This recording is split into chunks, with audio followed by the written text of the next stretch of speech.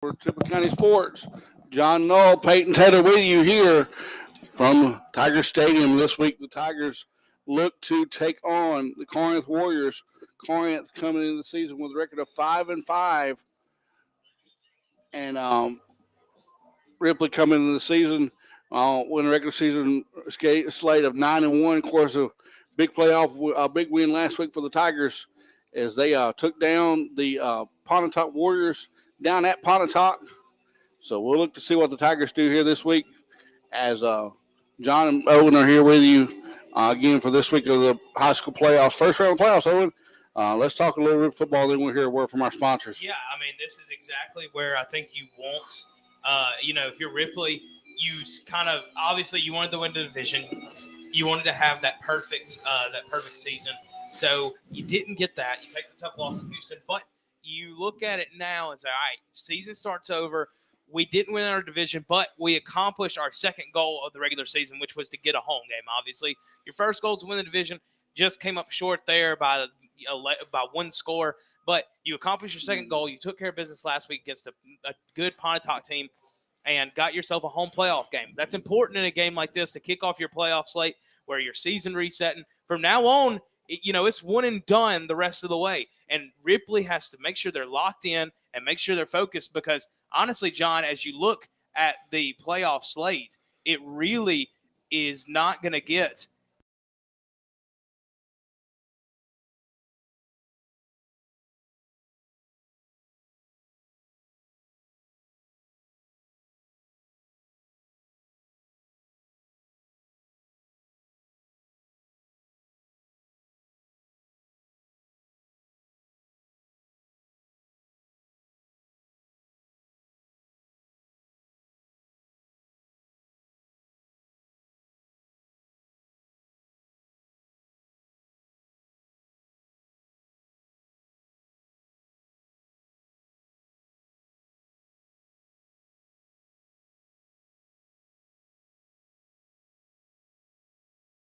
win confidently. This is a game where you need to make sure that you come out strong. You set the pace and you set the tempo of your playoff run to not just, all right, let's squeak by. All right, let's dominate. Let's come out, put teams on notice that are playing us next. All right, we've got a goal, and our goal is to make it to Hattiesburg to be playing for a state title. Right, and you see Ripley strip the rock. That's what Hattiesburg is called, as rock. So listen, folks, we'll hear a word from our sponsors. Come back for more. We've got a load of sponsors for tonight's game. We'll say thank you so much for our sponsors for reaching out and helping us tonight.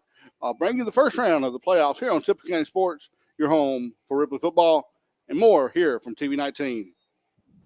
Judge Kelly Luther humbly asks for your vote in the November 8th election as he runs for re-election as Circuit Court Judge covering Benton, Tippah, Union, Calhoun, Chickasaw, Lafayette, and Marshall County. Remember, re-elect Judge Kelly Luther on November 8th, paid for by the candidate. Amplify Cosmetics and Skincare is your local cosmetic studio go-to for all your makeup and skincare needs. Amplify carries a full line of high-quality professional products that will suit all ages and skin types. Don't have time to come to the studio in person? Check out our online store at amplifycosmetics.com. Convenience is key, so not only can your orders be shipped right to your house, but you can also choose local pickup and grab your order at your convenience 24/7. Founded by a local RHS graduate, Haley has been amplifying clients for over 15 years. Stop by the studio at 746 South Line Street in Ripley or visit our website for more info. Wyndham Mobile Homes of Ripley, Mississippi. We are a local family-owned business with 40 years of sales and service. We offer quality manufactured homes at affordable prices with a special emphasis on service after the sale. Many of our customers are repeat customers and even grandchildren of previous buyers who can testify to the attention to customer service that we absolutely insist on. That's Wyndham Mobile Homes of Ripley, Mississippi, 662-837-8258. Good luck to Ripley and Walnut in the playoffs from the Tippah County Board of Supervisors.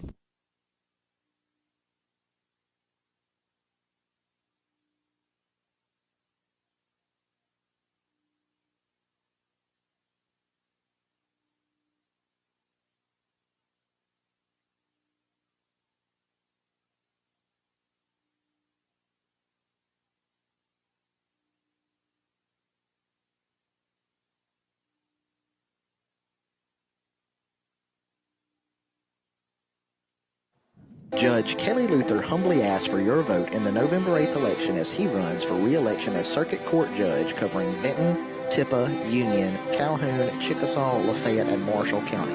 Remember, re-elect Judge Kelly Luther on November 8th, paid for by the candidate. Amplify Cosmetics and Skincare is your local cosmetic studio go-to for all your makeup and skincare needs. Amplify carries a full line of high-quality professional products that will suit all ages and skin types. Don't have time to come to the studio in person? Check out our online store at amplifycosmetics.com. Convenience is key, so not only can your orders be shipped right to your house, but you can also choose local pickup and grab your order at your convenience 24/7. Founded by a local RHS graduate, Haley has been amplifying clients for over 15 years. Stop by the studio at 746 South Line Street in Ripley or visit our website for more info. Wyndham Mobile Homes of Ripley, Mississippi.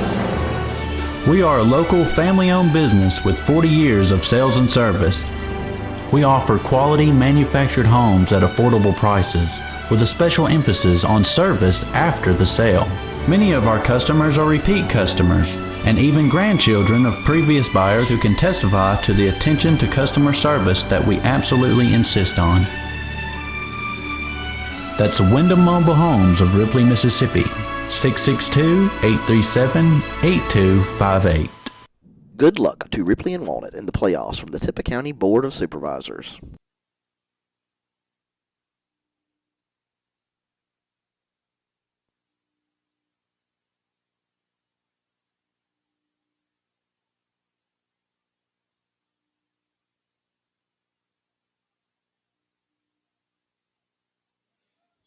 Test. You didn't put any of the old ads. Test.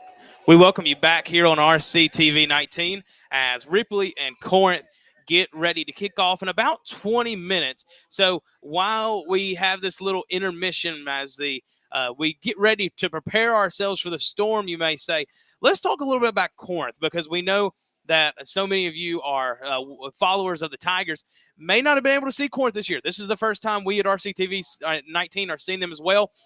Thankfully, I was able to talk to some lovely people at Corinth, help fill me in. This is a team that's going to be led by senior quarterback Bronner Krajine. It's 6'2", senior, 190. This is your prototypical quarterback build. Obviously, haven't seen this young man play, but that is a good size for a quarterback. He's a senior. You would expect him to be the leader of the offense. And then as you look into the tailback slot, Corinth's been known for their tailbacks so much.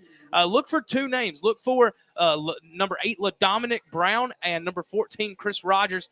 Two, a junior and a senior. One, a 6'2", 190 running back at the senior spot, and another 5'7", 163. So a little bit of thunder and lightning, power and elusive in the backfield. They're going to switch those guys out commonly. And then as you look at the receiver spot, I was told there's one name you need to know on the outside, and that is Broderick Alexander, 5'10", senior, 160 at the wide receiver and the DB spot. That's a guy who has some pretty good speed from what I've heard, and Corinth expects him to go make plays in the passing game when it gets to it. This is an offense that has moved on from the days of the wing tee that won them a state title a few years ago. This is an offense that has modernized a little bit, but they're still going to look to the running game. Like I said, they've got two good running backs they believe in that are going to come out, look to set a tone early against Ripley, because we saw it against Houston. The one team that was able to knock off Ripley this year.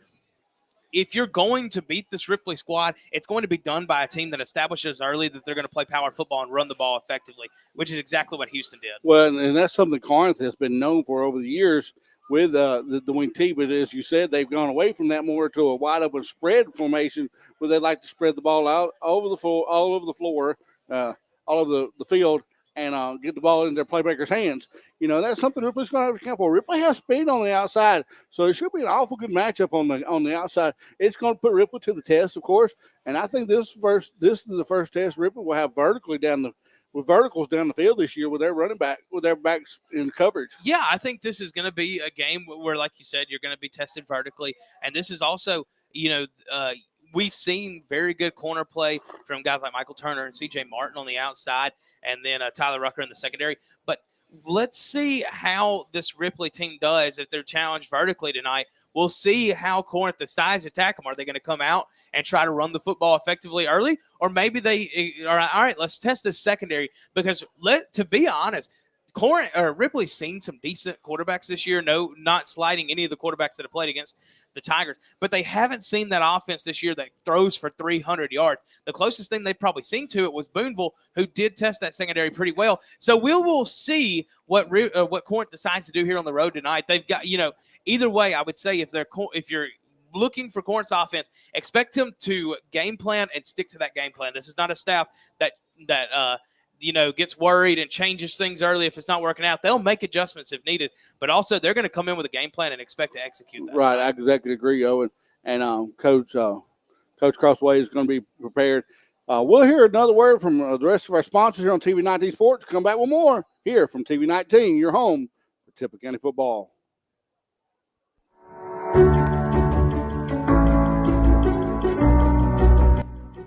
Randall Miller is running for the Tippah Electric Power Association Area 2 Board of Directors position. He is a native of Tippah County, a Ripley High School graduate, and currently resides in Ripley with his wife of 45 years, Kim Malden Miller. His parents, Whit and Carleen Miller, installed a sense of patriotism and community in their children. That is why he seeks to work for our community and be a voice for the people. As a board director, he will use his training and experience to better serve all customers of the Tippah Electric Power Association.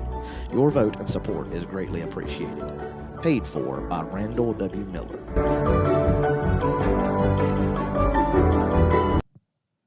James Story would be honored to serve the youth and families of South Tippah Schools as Precinct 3 board member. A retired educator with more than 38 years of experience, Mr. Story will represent the students and parents of Blue Mountain, Pine Grove, and Ripley with wisdom, fairness, and integrity.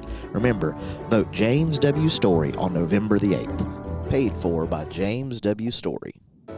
B&B Concrete in New Albany says good luck to our local teams and athletes this football season.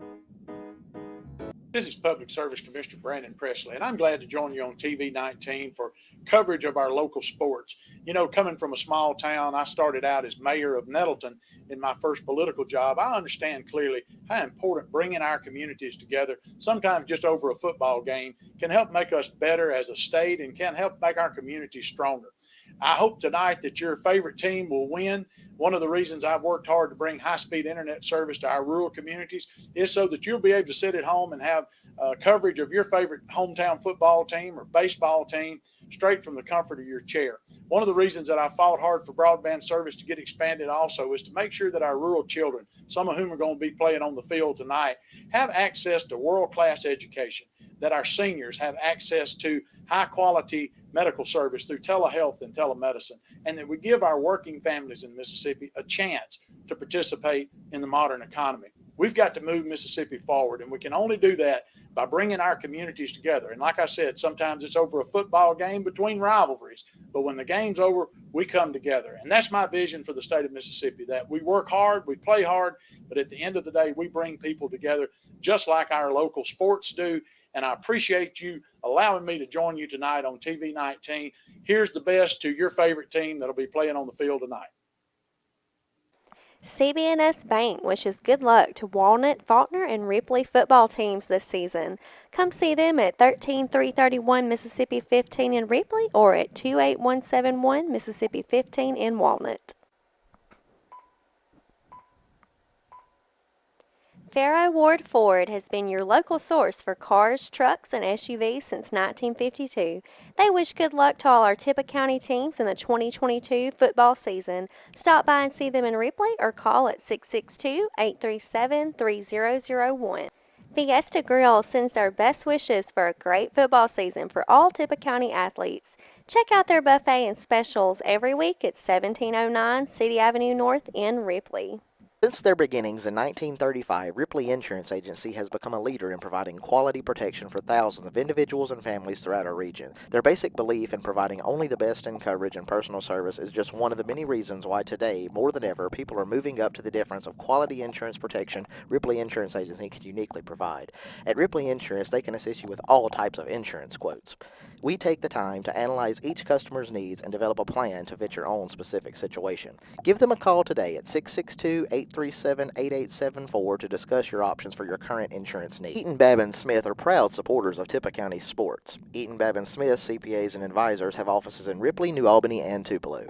Eaton Babin Smith specializes in small business financial services from bookkeeping and QuickBooks assistance to payroll services and tax filings. They have solutions for almost every small business need. They have vast experience in the preparation of financial statements and in the preparation of all types of tax returns for individuals, small business, nonprofits, estates, and trusts. They also can provide business valuation services.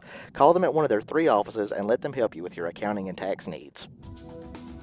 Great athletes, great teams, great schools. Good luck from Norris Howell, 107 Dumas Road. Angel Davis and the staff at Silly Sisters wishes Tippah County football teams a winning season. Go check them out for all your gift and monogramming needs at 1326 City Avenue North in Ripley. We have everything you need. Food Giant, City Avenue North, Ripley. Shop Easy Supermarket in Walnut wishes good luck to the Walnut Wildcats, the Collegiate Warriors, the Faulkner Eagles, and the Ripley Tigers this football season. Both Eagles and Tigers run with the big dogs. Good luck from Big M Diesel Express. Wishing the best to all our students and athletes. Here at Tippah County Hospital, we are more than just a healthcare facility. Your symbol of excellence is here. Tippah County Hospital, Ripley. Mi Pueblo in Ripley wishes good luck to all of our local teams and athletes this football season. Go see them at 925 City Avenue South in Ripley and check out their new outdoor patio. Come visit Lois and Kevin at McNeil Agency, 2009 Highway 15 North, Ripley. First American offers online and mobile banking features to make your banking experience easy and safe. Activate or deactivate your debit card as needed. Attach images to transactions. Set up text alerts to guard against unauthorized spending or to monitor your account balance. Use the P2P feature to safely send money to a friend. We even offer mobile wallet, so you can stay on top of your finances from anywhere. These options and more are available with online or mobile banking. At First American National Bank, you'll get that hometown feel with a high-tech touch. Mahindra's the official tractor of tough, right, Chase? Yep, that's right, Tony. This baby's got 4,000 pounds of front-end lift capacity, right? It sure does. So who's tougher, kid? Me or you? You are, Tony. Can you put me down now? What? You want to go higher? Okay. I said down, you old goat. I am the goat. Mahindra, the official tractor of Tough and Stewart Haas Racing. Come on, Tony, put me down.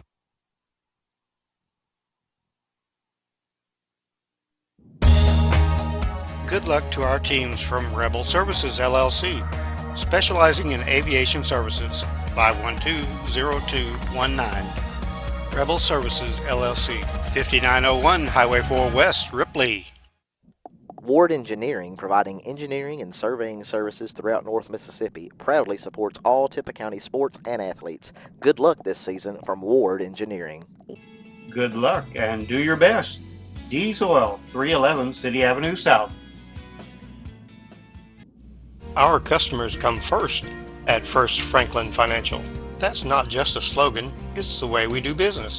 Since 1941, we've been helping our friends and neighbors in the Southeast with their financial needs. We offer personal loans, bill consolidation loans, and starter loans. So stop by our office today. We're conveniently located at 1703 City Avenue North, or you can give us a call at 512-5808. Apply online at www.oneffc.com. All loans are subject to our liberal credit policy and limitations, if any. First Franklin Financial. Henderson Pest Control wishes good luck to all our Tippah County teams and athletes this football season.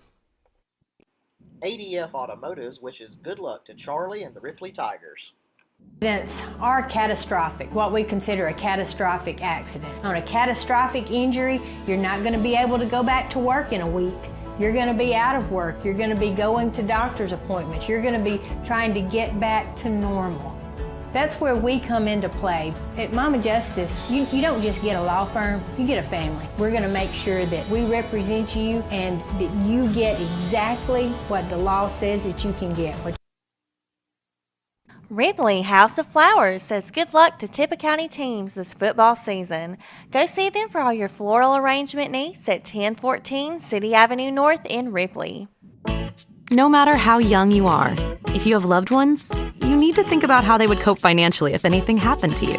Trust me, there are benefits to getting life insurance when you're still young and healthy. Modern Woodman can help you plan for all stages of life, from protection to saving to retirement. This is Stephen Eaton in the Bellhaven Historic Downtown Corinth. Call me at 287-0113. Modern Woodman of America, touching lives, securing futures. This broadcast of Tippah County Sports is brought to you by Tippah Connect, your home in Tippah County for high-speed internet. Give them a call at 662-587-9055 to get set up with their ultra-high-speed internet today. Ripley Parts Company has been a proud supporter of Tippah County sports for 76 years. Good luck to our local teams and athletes. Inflation and rising prices keeping you up at night? Ashley Furniture is hiring in Mississippi. We have immediate openings on our manufacturing and warehouse teams, and we want you. Ashley offers great benefits like competitive pay, a steady work schedule, on-the-job training, paid time off, plus medical, dental, vision, 401k, and more. Ready to take the first step into your new career? Apply today at ashley.com/apply now, or visit us at one of our facilities in Ecru, Ripley, Saltillo, or Verona. Walnut Sporting Goods on Highway 15 in Walnut is your place for all your sporting goods and fishing supply needs. Walnut Sporting Goods owner Tim Watson says, "Go Wildcats."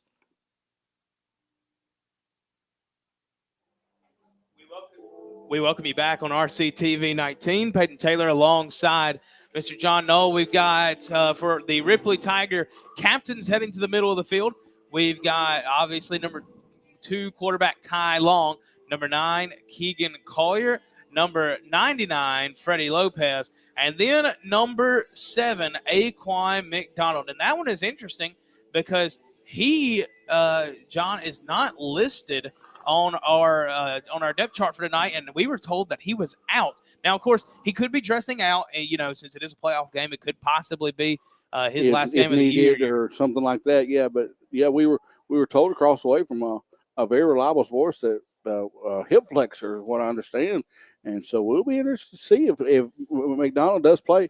Like I said, maybe it's an as-needed situation. Right. Well, that puts that's your starting punter. It's your starting one of your starting linebackers. Of course, they have Jabez Bell. Jabez Johnson is going to slide into the spot, number 44 tonight. And as for the punting duties, that's going to be number 18, Chase Robertson, who takes over a junior in that spot tonight. So Tigers got depth, both those spots ready to go, but obviously still a loss because McDonald has been such a good rusher, a speed rusher off the edge for the Tigers tonight. And looks like Tigers won. Will receive the ball. I think the Warriors won the toss, look to defer to the second half. Looks like Corinth will come out with black helmets, with white jerseys, red numerals, with black pants. I believe Michael told me they have a C on one side of their helmet and a number on the back on the other side of the helmet. Looks like here come the Tigers. That's a good look, a number on the side of the helmet. I always love the number on the side of the helmet. And John, as they get ready, the Tigers are running on the field. Corinth is ready to do so. If you don't mind, I'm going to go ahead and give my 3 keys to the game. Go ahead, brother. Number 1, I want to see Ripley be efficient offensively. Whether they run the football, whether they pass the football tonight, I want to see efficiency. I want to see them kill clock, dominate the time of possession, and not really, honestly, give Corinth a chance to be. They're getting the football first, like you said. So why not just think of how good a 7 or 8 minute drive coming out, killing the morale, continually picking up first down to the first down and first down and find your way in the end zone. Start early and set the pace, send a message. That's my number 1. So be efficient on offense. Number 2, force turnovers. You're at home. This is the time to force turnovers. Team on the road playing for their life just like you are. Play, come out, be ball hawking, look to go after the football, knock it out, jump a route, do what you have to do to force turnovers and get yourself extra possessions tonight here at home. And then finally, number 3, play loose. It's a playoff game. Yes, you're 1-0, but here's the thing. So is the team on the other side of you. You're both playing the same way. You both are playing with house money because it could be your last game of the year. And this is the time where it's survive in advance. So just come out, play loose. It's not like you're looking on the other sideline at a team that doesn't need this win as bad as you do. So you need to come out with that intensity of, all right, we're going to play loose, leave it all on the line, and play like it's our last game, because it very well could be. Well, basically, you're right, Owen. The season's 1-1, 0-0 right now. You get basically a chance to start all over. You've done your job. Now it's time to go ahead and take that thing all the way to Jackson. And that's where we'll start here at Tiger Stadium tonight as a Warriors back kick. Kickoff Kicked off by Burciaga. Eli Burciaga received by the Tigers at the 10-yard line. He'll cut up the middle of the field, and he'll get out to about the 27-yard line. I believe that was number 25 on the return. That was number 25. That is Tyler Rucker taking that return, as we will get ready to see the Tigers tonight for the first time on offense, obviously, like you said, led by quarterback Ty Long. And, John, obviously had a big game against Houston a couple weeks ago, but would you call this the biggest game of this young man's career in his junior year? Well, it all starts right here. Like we said, you're playing with house money. You've done your job all year long. This is 0-0. This sets the tone for what I believe the playoffs will be for the Tigers. And Long will throw it first play of the drive, or maybe he'll run it. He sneaks up the middle through pressure, gets about 4 yards for it, slides down, and it'll bring up second down and about 6 now for the Tigers. Yeah, Ty Long does a good job reading the coverage of and this is something I believe you'll see a good matchup on the outside receivers. Ty will have to pick out an open man and place the ball where only his man can pick, I believe, because you're gonna have speed on speed here in that big defensive backfield for the Warriors. So a second down and 6 coming up now, as the Tigers will put a man in motion. That's Martin. And now it's a handoff up the middle to number 19.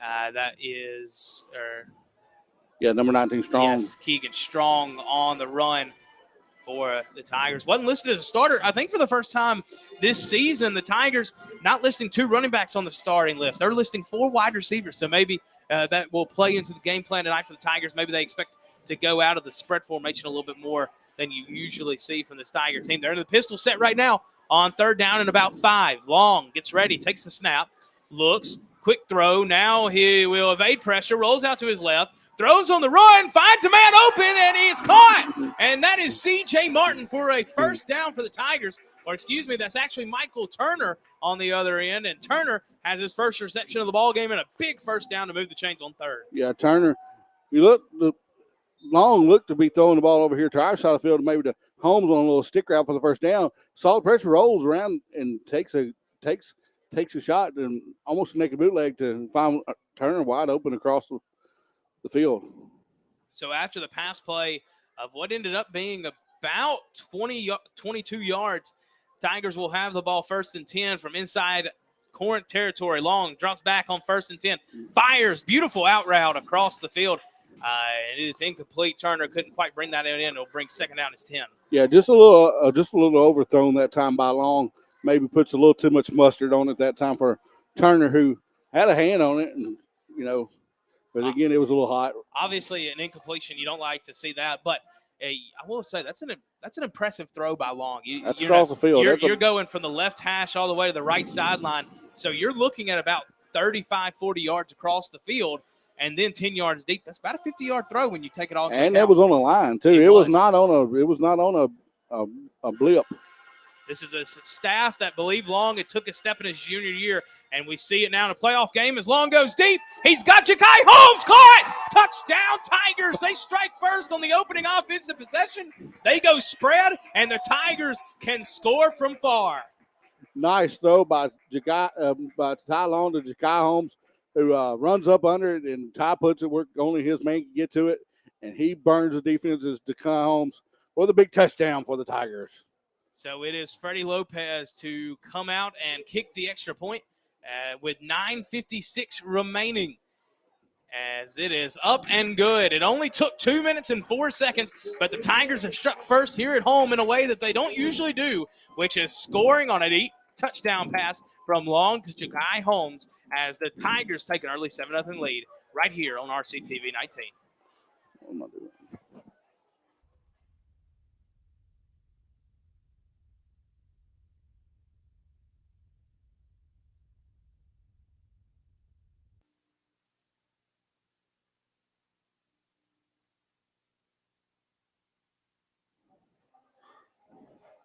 we'll stay here. Tigers look to come back out. We'll get the word of our sponsors here very quickly. But good job by the Tigers coming out.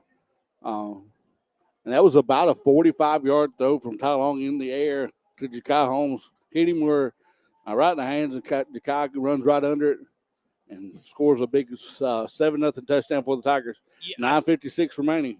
I talked about it, just before we started. I wanted the Tiger offense to be efficient. And what do they do? A nice little quick 4-play drive to find themselves in the end zone. And like we said, I pointed out, I was surprised when I didn't see 2 running backs listed, but the Tigers looks like they might be going a little bit more spread in their offensive sets tonight. And it obviously pays off on the opening drive as the kickoff is eventually picked up by the Warriors, and now it is a scramble at about the 21-yard line to bring the return man down, and that's where he'll go down as the Corinth offense will go to work for the first time tonight. So let's see, John, what this Tiger defense can do. This is a Tiger defense that obviously has been vaunted for so far this year. This is a team that has put up very good defensive numbers, obviously. Most points they've given up this year so far is 28 to New Albany and Houston. The rest of their games giving up no more than 21. So a good Tiger defense here tonight as it's ran on the opening play by Dominic Brown, and he is brought down in the backfield. And that is Tyler Rucker out of the secondary to come up and make a big stop to bring it in second and long. Yeah, Rucker does a good job shooting the gap there. Gets back in the backfield, brings down the runner very quickly for the loss. Rucker in the free safety spot, so coming up and making a big play from deep in the secondary. Second down and 12, as it is the Corinth quarterback, Pregame, out to take the snap out of the shotgun. Brown to his side. Here it is, and he will fake it, throws across the way, and it's completed, and Turner can't quite bring the receiver down as he is going to struggle forward for a couple more yards to bring up a more manageable third down. That's Chris Rogers across the way. Told he could take some snaps out of the backfield, but there he's lined up out wide on second down. Big completion brings it to third down and 5. Well, nothing special there did the Warriors do but get the ball out to one of their playmakers and Rogers. And Turner had him down almost to the ground, but just failed to finish that tackle. Bad snap. Couldn't be recovered by the quarterback. Now it is. He will scramble at the middle of the field. Now throws on a dime, and it couldn't be completed. Had his man Brown, who had found his soft spot in the zone after all the commotion, but it's just a little bit low, couldn't be brought in, and Corinth will be forced to punt on a 3 and out.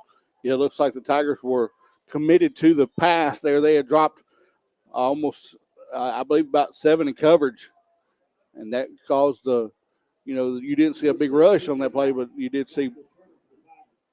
And I was watching this young man punt before the game. He has got a nice leg. This is the punter from Corinth. Burciaga is the man to punt it away. They said he would handle both their kicking duties. That one a high spiral, and now it's going to take a little bit of a pro Ripley bounce. So it'll be brought in at about the 47-yard line. Tigers will look to go up 2 scores on this offensive drive on RCTV 19.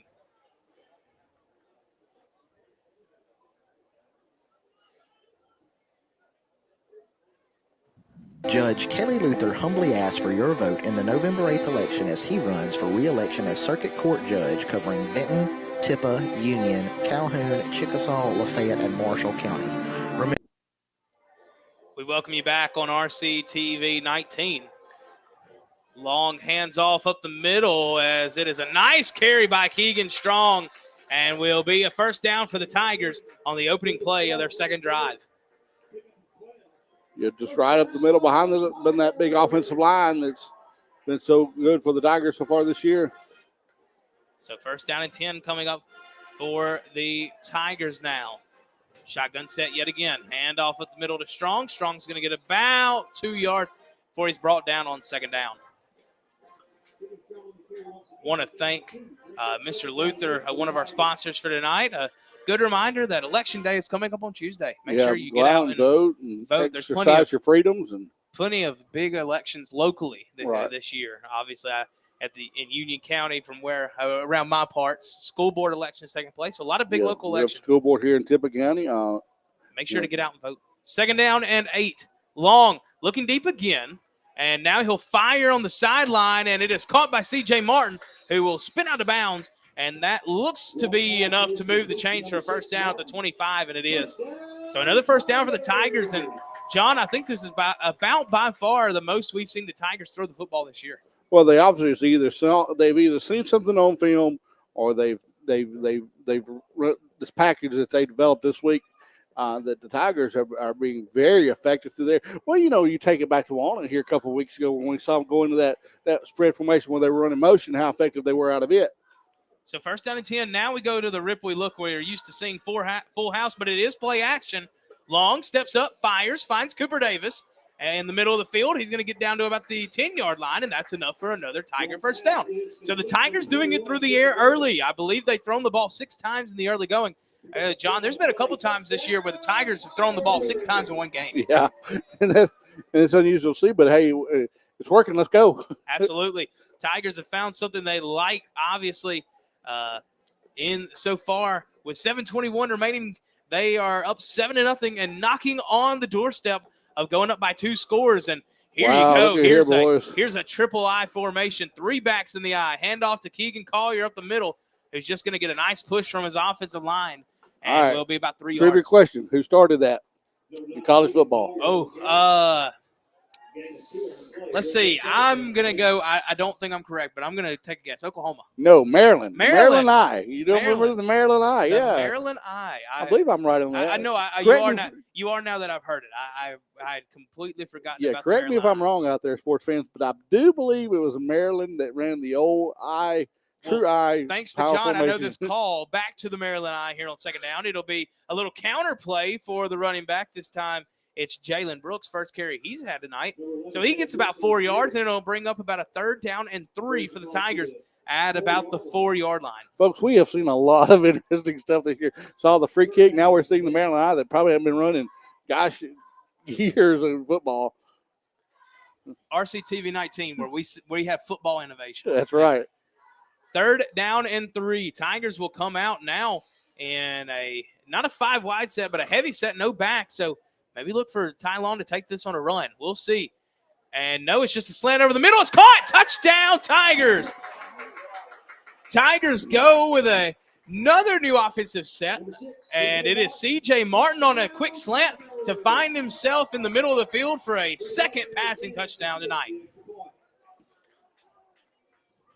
Tigers are off and running here with 5:56 remaining in the first quarter of play. Lopez will get ready to kick the extra point, trying to make it a 14-0 ball game, as it has just been a very quick start for the Tigers. Kick is up, and it is good for Lopez. So just like that, it only took half of the first quarter, and the Tigers lead 14-0. We'll bring you right back on RCTV 19 with more high school football action. Judge Kelly Luther on November 8th, paid for by the candidate. Amplify Cosmetics and Skincare is your local cosmetic studio go-to for all your makeup and skincare needs. Amplify carries a full line of high-quality professional products that will suit all ages and skin types. Don't have time to come to the studio in person? Check out our online store at amplifycosmetics.com. Convenience is key, so not only can your orders be shipped right to your house, but you can also choose local pickup and grab your order at your convenience 24/7.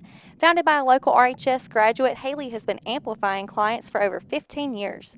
Stop by the studio at 746 South Line Street in Ripley or visit our website for more info. We welcome you back on RCTV 19. And, John, just like that, it's 14-0.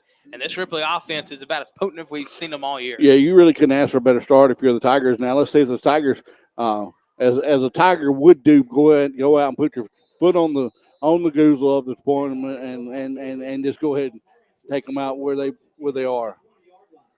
Kickoff is good for a touchback from Lopez. Finds way to the end zone. So start from the 20-yard line. Corinth offense went 3 and out on their first drive, had a chance to convert, but a drop pass doomed that drive. So the Corinth offense will look to be a little bit more efficient this time. Pregame comes back out to lead this unit. Brown to the right side of him. Trip set to the top of the screen. First down and 10 from the 20-yard line. Pregame gets ready to take the snap. And it will be a little bit of a power option. Fumble the football. It's still on the ground, and let's see who got the football. I think Ripley got it back, but a couple Tigers were motioning that they might have had it. So it is Corinth who has the football back. It'll be second down.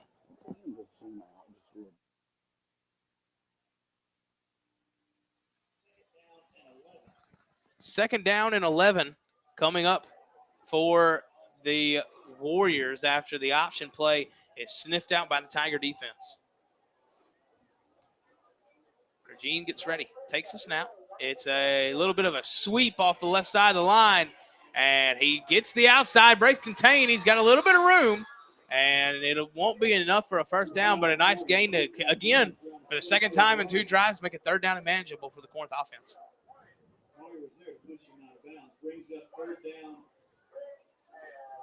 So the Tigers will look to get off the field for a second straight time in 3 plays. And so far, they've done a good job of finding their way into the backfield. Well, that time they just let contain slip out just a little bit. They've done good all season, all game long by holding contain. Oh, and the Tigers just showed the blitz. Well, there's a good chance for them to maybe back off into a different. Now you see the coaches signaling a different play. So hard count tips the hand of the blitz, and now Cragene looks, and he is going to be brought down in the backfield. It's Anthony Bell with the first sack of the evening, as that Tiger defense isn't the exact blitz they showed, but they still come with 6 men, and it's just too much for the Corinth offense. That time, you see that a lot in the SEC, a lot in the NFL. Coach will show one blitz, call a different blitz, and then you see their lineman, you're pointing this way, but then he comes from over here, and you're like, what in the heck did they just do? So a great job by the Ripley defense getting home to the quarterback, and this is a spread-out punt formation. It really makes it about impossible for the Tigers to be able to block the football on the punt. So it'll take a nice little Ripley roll just inside the 40-yard line. Tigers will set up for the third drive of the evening from their own 39 as we come back on RCTV 19. Wyndham Mobile Homes of Ripley, Mississippi. We are a local family-owned business with 40 years of sales and service. We offer quality manufactured homes at affordable prices with a special emphasis on service after the sale.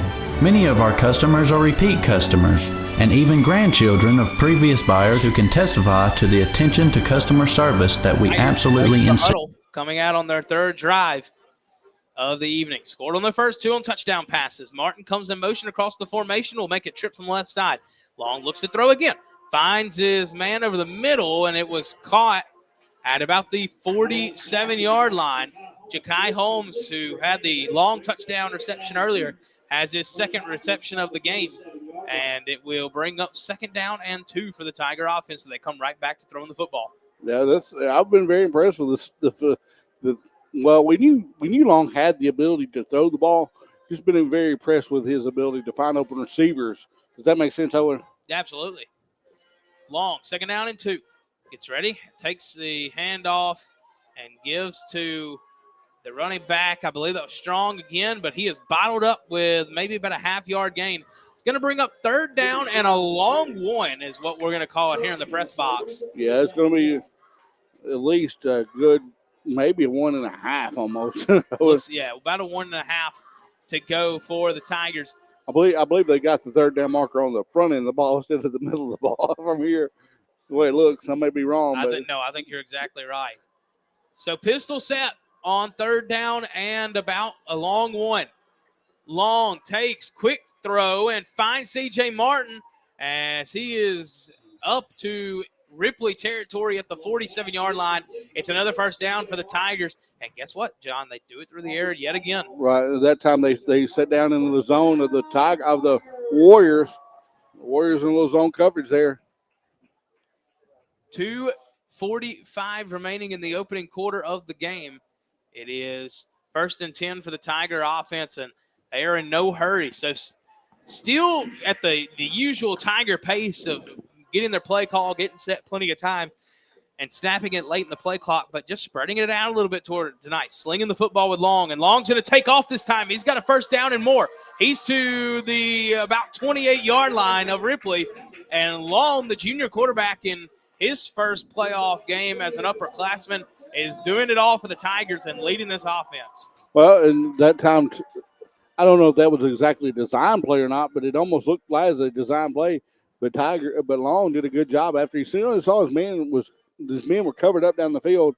He pulls the ball down and gets a nice about 25-yard gain. Well, it's one of those concepts, John, it looks like, where you're running all your guys to one side of the field. That way, if it's man-to-man, you see, all right, there's nobody that side of the field. I can just sprint and take off with it. And that's exactly what happened there for Long, as it's a little sweep to the right side to Keegan Strong, as he's going to get bottled up, nothing doing for the Tigers. And maybe this is the reason why the Tigers have spread it out and thrown it a little bit more tonight, because so far, despite the Tigers looking great in the passing game, the run game has not quite got going yet. Well, and that's something I'm not sure if they're missing linemen or, we don't know the whole story here, but you do see, when Long drops back to pass, except for a few times, he's had all night long to throw the ball. So 2nd down and 10 for the Tigers. Split back set, 2 wide receivers in the formation, and now it'll be a handoff up the middle, and that is Jalen Brooks, who has got a nice little run. I don't think it's going to be enough for a first down. We will see where they mark the football. Wow. And it's going to be right on the mark. I'm not sure that they don't call a first down. Yes, they do. They're going to move it. It's exactly at the 10-yard mark, so it'll be another first down to the 18-yard line. So Tigers, I guess I jinxed them in a good way, come right out after I mentioned the run game and run it pretty well with Jalen Brooks. Another split back set, 2 wide receivers in the formation. Long gives to Keegan Strong up the middle, who's got about 2 yards, as it's going to bring up 2nd down and about 8. Short game on the play from the Tigers brings up 2nd down and 8. So the Tigers really could put, like you said, John, put their foot on the throat of the Warriors with a touchdown here, would make it a 21-0 ball game. 45 seconds remaining in the first period, 14-0. Tigers ahead. And here comes a blitz. Long looks, runs with it, and I don't think he got to the first down marker, but he got pretty close. He's to about the 10-yard line, and this clock is ticking down. I believe he got out of bounds. Clock isn't going to stop regardless, as it's still in the first quarter. So the Tigers don't have to run another play. And to be honest with you, John, at this pace, I don't think they're going to, as we are inside the 10-second mark. And I think, yes, the Tigers aren't going to run another play. So clock will tick down as we just make sure 3, 2, 1. And no, they will not get the play. Okay, it looked like for a second they might let them have it. But the play does not get taken by the end of the first. So after 1 quarter play, the Ripley offense has done about whatever they've wanted as they lead 14-0 over Corinth in the opening round of the MHSAA 4A playoffs. We bring you back with more on RCTV 19. That's Wyndham Mobile Homes of Ripley, Mississippi. 662-837-8258. Good luck to Ripley and Walnut in the playoffs from the Tippah County Board of Supervisors.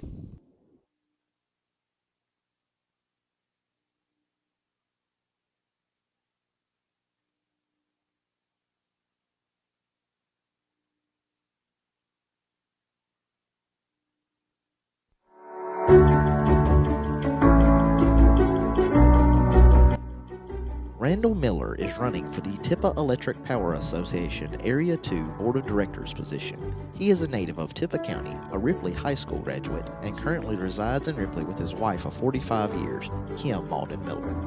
His parents, Whit and Carlene Miller, installed a sense of patriotism and community in their children. That is why he seeks to work for our community and be a voice for the people. As a board director, he will use his training and experience to better serve all customers. We welcome you back on RCTV 19 as the Tigers have the football 3rd down and 3 and a full house set. Now Long, play action, rolls out to the right side. He'll throw it in the end zone. Caught! Touchdown, Tigers. Late flag comes in. We'll see what it is. But it is number 23 for the Tigers, who finds his way into the back of the end zone, Evan Goolsby. But we will see if this flag brings it back. It is holding against the Tigers, so it will negate the touchdown. Came in right near the end of the play.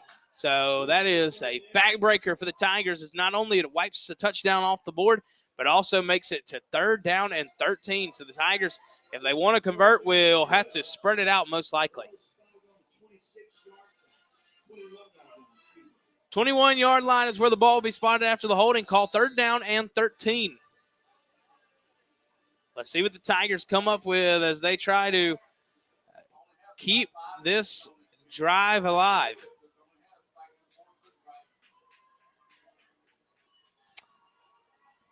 Tigers, Long takes the snap, and now we've got a whistle.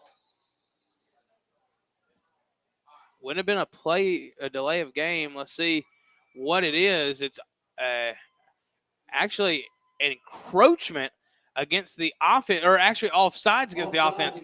So the Tigers didn't get lined up correctly, didn't check themselves. So now we will see what it is for the Tigers here now on 3rd down and 18. So what was once a touchdown pass that had made it a 3-score game, now the Tigers got to be careful to make sure they don't take a sack and find themselves outside of field goal range. Yeah, let's see if the Tigers do run a play here to make it 3rd or 4th and manageable. Give Lopez maybe a chance to kick one here. Long drops back. Protection. Throws deep. Michael Turner, end zone, incomplete. He went up for it one-on-one, but the DB made a fantastic play for the Warriors. Get that young man's number because he just saved a touchdown with his fantastic coverage. Looks like it may be number 8. Does that sound right? We'll see. It's number 8 or number 2, John. I'm going to wait for him to turn his back. He's just walking so slow back to the huddle. He just tried to get the young man's number. It is number 2. That's going to be Kylan Field. So a fantastic play by that young man, and it will bring on Freddie Lopez to kick what might be his longest field goal of the season, 43 yards. Kick is up, away. It's got the distance. It is no good. Just a hair off to the left. So Lopez gave it a decent kick, but it is no good. And the Corinth defense gets the little bit of a break with the holding call that negates the touchdown, but they hold and find themselves giving up no points to the Ripley offense. Yeah, Corinth did a good job that time. Lopez just kicks the ball a little off, maybe pulls it just as the old baseball reference, just a bit outside was that kick. And so Lopez had plenty of leg. He had leg from 45 there. Major League is a fantastic movie, by the way, John. I will give you points for that reference. 1st down and 10. It's a little screen pass to the receiver, Chris Rogers. It's snuffed out by the Ripley defense. He's tackled down by a host of Tigers. Anthony Bell, Cooper Davis, just a couple of the names in on that tackle, as it is going to be a gain of 4, brings up 2nd down and 6. So we're not even a minute into the 2nd quarter, and Corinth, after the missed field goal, looks to try to bring it back to a 1-score game with a touchdown on this drive. 2 wide receivers at the bottom set, 1 to the top. Now moves Brown to the right side of Cregene as he fires to Brown on a little slip route. He's got more than enough for a 1st down to about the 36-yard line. Well, it looks like maybe the backer that may have been covering backed off coverage there. It looks like they did expect maybe a deeper route, but Cregene did a good job finding this little swing route there to Rogers. As it is going to be 1st down and 10 at the 36-yard line.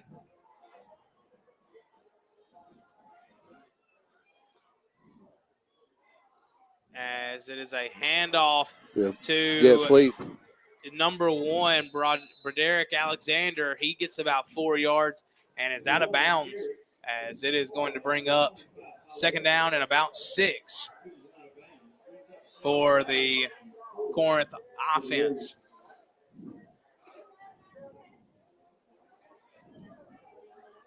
Well, we got folks watching. Going to be a big shout out to Mr. L.H. Hurt watching from Pigeon Forge, Tennessee. Nice little either you live there or you're on a very nice vacation. So, Mr. Hurd, if you're on vacation, enjoy it. I've been wanting to go back to the mountains, so we'll see. I doubt that works out in my favor, but we shall see. Second down and about 4 for the Corinth offense.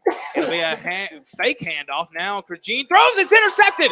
It is the Tigers who get a much-needed turnover. C.J. Martin finds his way out of bounds, and C.J. Martin just jumped the route. It was nothing short of that. A nice throw by the quarterback, but Martin just a great corner with some good ball skills, jumps right in front of the intended receiver and forces a big-time turnover as the Tigers will have the football inside Warrior territory. Ball is spotted at the 38-yard line. First down, Tigers.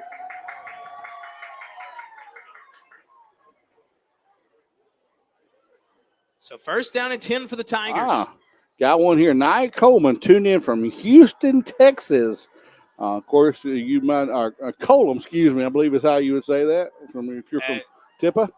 Long looks, fires, and finds an intended man. It's C.J. Martin, and he is finally brought down to the 20-yard line. So just after the interception, he comes back and bails out Ty Long, who had been under some heavy rush.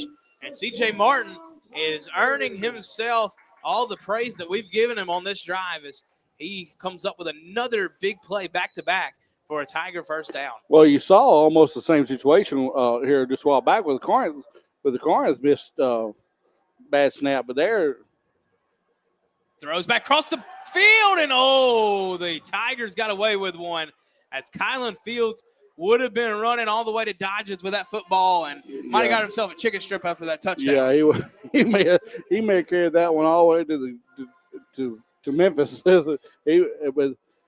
And that's a play that Long will look back and he did not see him dropped off in coverage there. It's the play designed to go to the right side, and Long is looking to get the entire defense moving right. You throw back to the left. Good play design, but a great play by Fields. He didn't bite and nearly jumped it for a pick six. But instead, Tigers still have the football. Second down and 10. Handoff to Brooks up the middle. It's going to be a gain of about 3. So third down and about 7 coming up for the Tigers. And hey, John, credit this Corinth defense. After giving up 2 quick scoring drives, they really kind of settled in and have done a much better job. Really feels like they've made the Tigers earn it a lot more. Well, their coaches are making adjustments on the fly.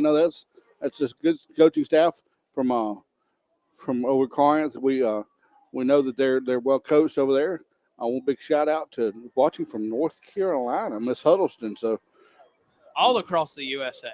Third down and 7. Long hands off to Aiden Wilson out of the backfield, and he is not going to get close enough for a first down. Got a gain of maybe about 2, so it's going to bring up fourth down and about 6, and they will trot back out Freddie Lopez to try another field goal. This one a lot shorter, so power shouldn't be a concern here for Lopez. He made it on the last one, but you're not thinking about the power near as much on this one. You can just worry about guiding it through the uprights, as this one is going to be from 35 yards out. 8:13 remaining. Lopez asks for the snap. He receives it. Kick is up, and that one is true for Freddie Lopez. As Lopez kicked that one high, it didn't have near as much power on it, but the accuracy is all that mattered there as the Tigers take a 17-0 lead over the Warriors. We bring you back on RCTV 19. Association. Your vote and support is greatly appreciated. Paid for by Randall W. Miller.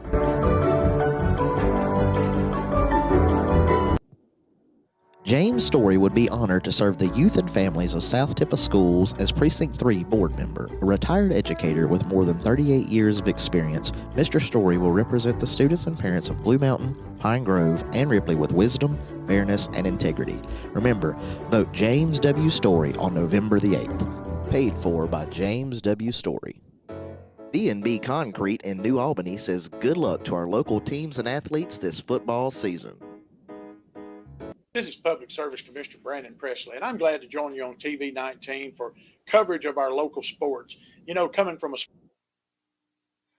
We welcome you back here on RCTV 19 as the Tigers, Freddie Lopez will kick it away after a field goal was good from 35 yards out. That one comes off his foot a little bit odd, and it's going to go out of bounds, and will give Corinth their best field position of the night at the 40-yard line.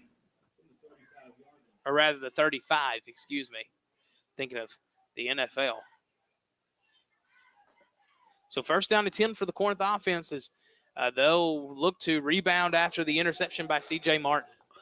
Yeah, Corinth definitely needs some points here. Three points, is right now, I believe, 3 points.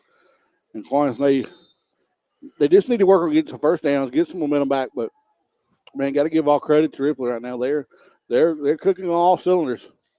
Calhoun City 16, East Union nothing. A score of interest in the area. East Union, the 2 seed in their division, looks like they're having trouble at home against a good Calhoun City squad. Yeah, going to be a false start on number 70 over here on my side. So false start on the Corinth offensive line. Going to continue looking for score updates as they come in across the way. Plenty of.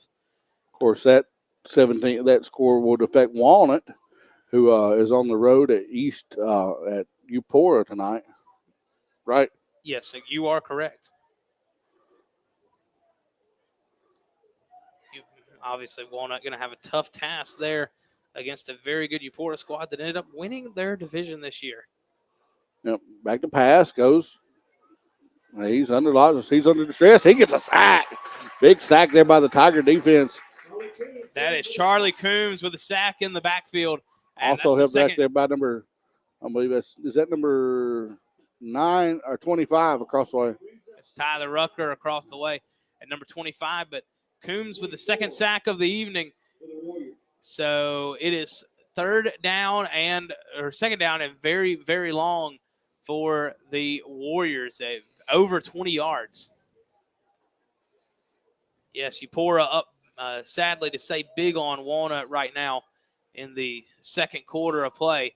Krajine will try to throw a screen pass, and guess who it is? I guess back-to-back big plays are the theme of the night for Ripley, as it is Charlie Coombs who gets a hand up and deflects the screen pass and brings up third down and about 20.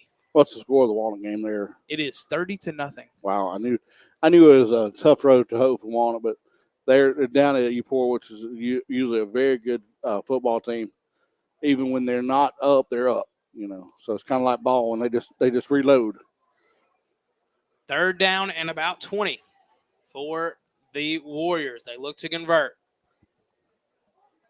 Looks hands off, and he's got room to run in the middle of the field. Doesn't convert, but gets himself very close to the first down marker, about 9 yards away. Obviously, it's not close enough to go for it, but considering where the Warriors were, a nice run to get it into a much better area to punt the football away. Well, Ripley, I think we'll have to stay home here, play smart. I don't know that they even send them in back, honestly. And then look at here, John. Give me a coaching shirt. I got this thing. And indeed, you are correct. They won't put anybody back, as that is a nice boomer of a punt, and it's going to take a nice Corinth roll as well. That one, John, is going to find itself all the way down to the 6-yard line. So Ripley will be tested for the first time tonight with field position, as they will start inside their own 10-yard line when we come back on RCTV 19. I started out as mayor of Nettleton in my first political job. I understand clearly how important bringing our communities together, sometimes just over a football game, can help make us better as a state and can help make our communities stronger. I hope tonight that your favorite team will win. One of the reasons I've worked hard to bring high-speed internet service to our rural communities is so that you'll be able to sit at home and have coverage favorite hometown football team, or baseball team, straight from the comfort of your chair. One of the reasons that I fought hard for broadband service to get expanded also is to make sure that our rural children, some of whom are going to be playing on the field tonight, have access to world-class education, that our seniors have access to high-quality. Caledonia 0, as we are about midway through the second quarter of that one. Obviously, that one could affect Ripley's road to the playoff. We call it the Ripley to the Rock this season, as we'll try to quickly show you that. All right, we will show you that in just a second after this play goes. Don't want you to miss any of the action here on RCTV 19.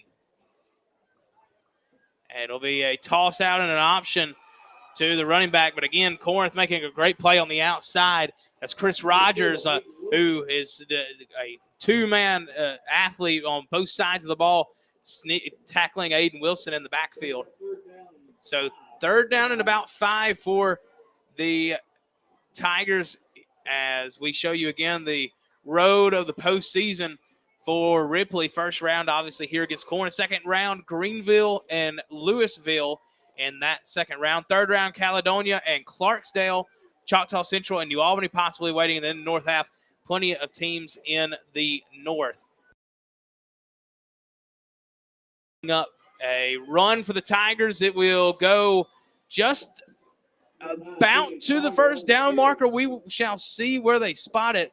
I think it's going to come up maybe about a yard short here on 4th down.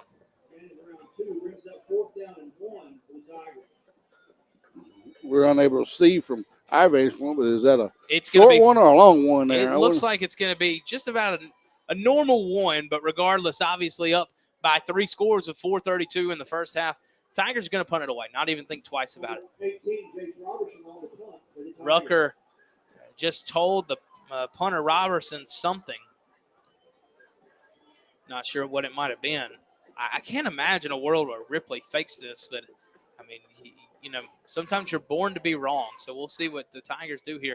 It is a snap. It is a punt away, and that one is not a great punt, not what the Tigers would have wanted. That one is rolling all the way back. Corinth's going to have this football at about the 30-yard line. So I think we're going to count that as a 12-yard punt.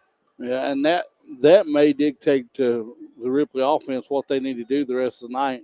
Would they maybe become a 4-down team the rest of the night where young Rogers, who, he may boom one off for 70 the next punt, but, So Corinth will take over with very good field position after Robertson doesn't have the best punt. Cragene will hand off up the middle to the running back. That's number 5, DeQuavius Woods. Listed also as a defensive back, but he finds himself handling the football here on first down. Gain of about 6 brings up 2nd down and 4. Woods looks to be a speedy type back. 2nd down and 4 coming up for the Corinth offense as they look for their first score tonight.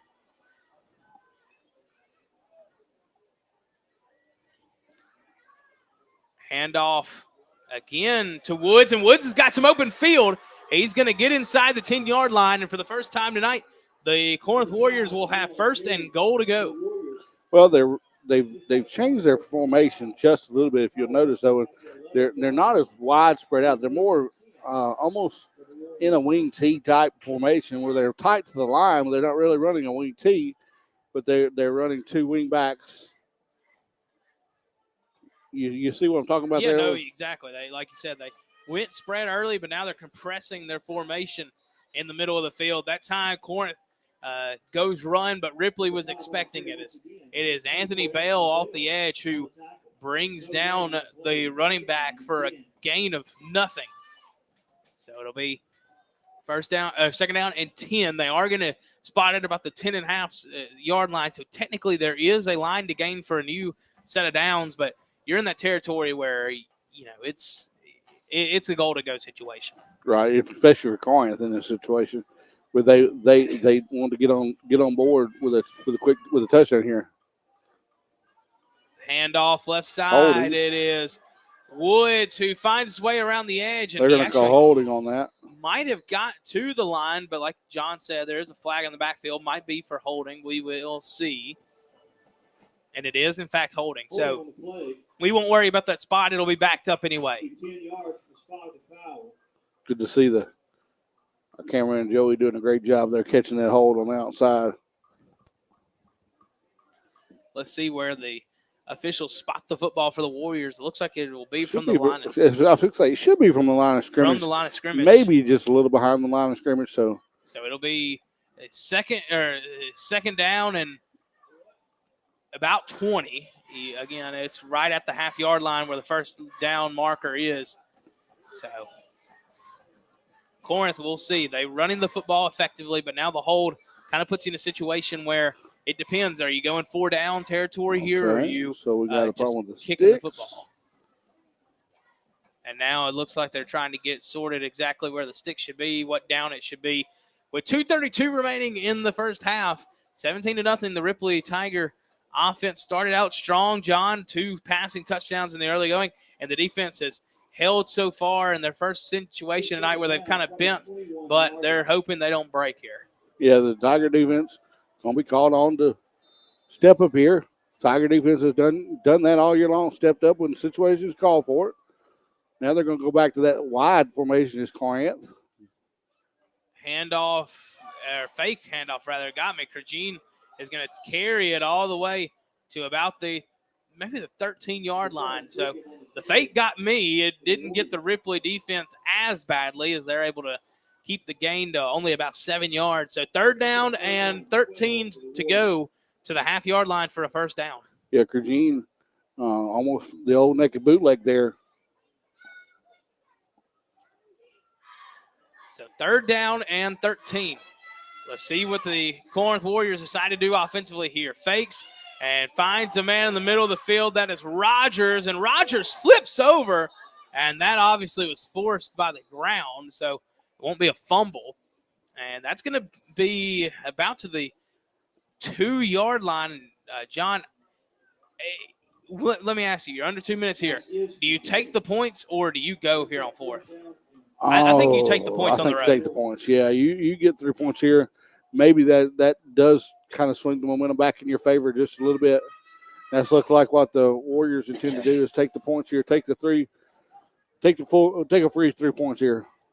Oh goodness, Corinth had a miscommunication on what unit was supposed to be out there. They went out without a holder.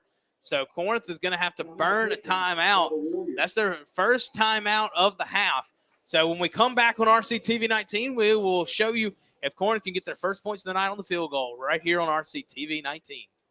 Medical service through telehealth and telemedicine, and that we give our working families in Mississippi a chance to participate in the modern economy. We've got to move Mississippi forward, and we can only do that by bringing our communities together. And like I said, sometimes it's over a football game between rivalries, but when the game's over, we come together. And that's my vision for the state of Mississippi, that we work hard, we play hard, but at the end of the day, we bring people together just like our local sports do.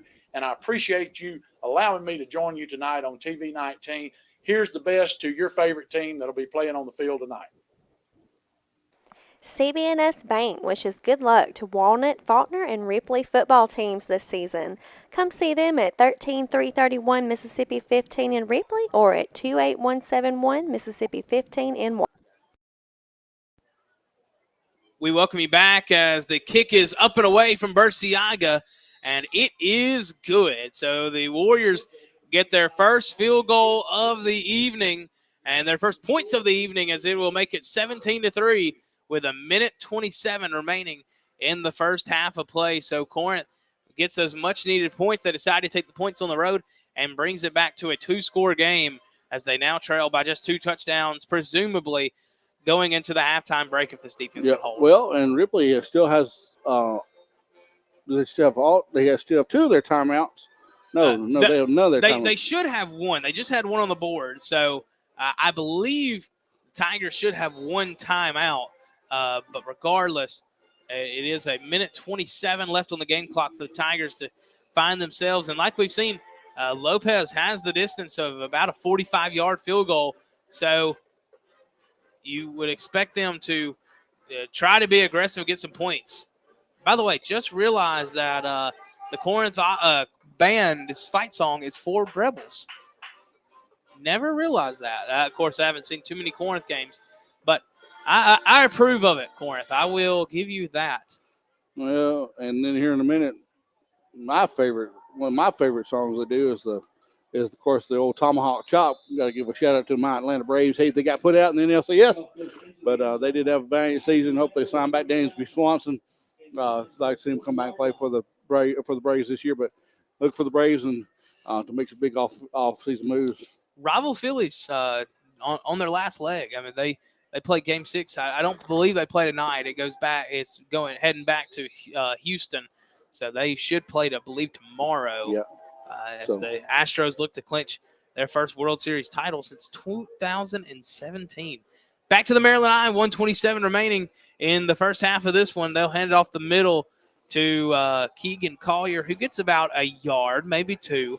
So it looks like the Tigers will just hand it off, burns the clock, and say, all right, if something breaks, then we might push the issue. But looks like they are not wanting to give Corinth the football back.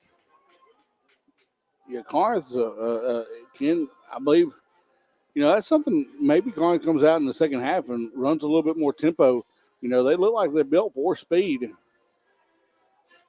So here we go as the Tiger offense is taking their precious time. They break the huddle with about 15 on the game clock, and now Long will whisper back. They're going to move into the full house set out of the Maryland Eye. It'll just be a handoff again up the middle to Collier, and Collier will be brought down after a gain of about 1. Tigers don't have to run another play if Ripley or Corinth doesn't make them. And as the staff walks towards the other end of the field, it looks like both teams will not force the issue here. As, yes, the Corinth coaches are starting to head towards the locker room. So this clock ticking down at halftime is coming up here from Ripley, Mississippi, as the Tigers lead the Corinth Warriors at home 17-3 in the opening round of the MHSAA 4A football state playoff. So we're going to kick it back to the studio, hear from some of our lovely sponsors, bring it back for band performances from Ripley, and we will be back here on RCTV 19. Judge Kelly Luther humbly asks for your vote in the November 8th election as he runs for re-election as Circuit Court Judge covering Benton, Tippah, Union, Calhoun, Chickasaw, Lafayette, and Marshall County. Remember, re-elect Judge Kelly Luther on November 8th, paid for by the candidate. Amplify Cosmetics and Skincare is your local cosmetic studio go-to for all your makeup and skincare needs. Amplify carries a full line of high-quality professional products that will suit all ages and skin types. Don't have time to come to the studio in person? Check out our online store at amplifycosmetics.com. Convenience is key, so not only can your orders be shipped right to your house, but you can also choose local pickup and grab your order at your convenience 24/7. Founded by a local RHS graduate, Haley has been amplifying clients for over 15 years. Stop by the studio at 746 South Line Street in Ripley or visit our website for more info. Wyndham Mobile Homes of Ripley, Mississippi. We are a local family-owned business with 40 years of sales and service. We offer quality manufactured homes at affordable prices with a special emphasis on service after the sale. Many of our customers are repeat customers and even grandchildren of previous buyers who can testify to the attention to customer service that we absolutely insist on. That's Wyndham Mobile Homes of Ripley, Mississippi. 662-837-8258. Good luck to Ripley and Walnut in the playoffs from the Tippah County Board of Supervisors.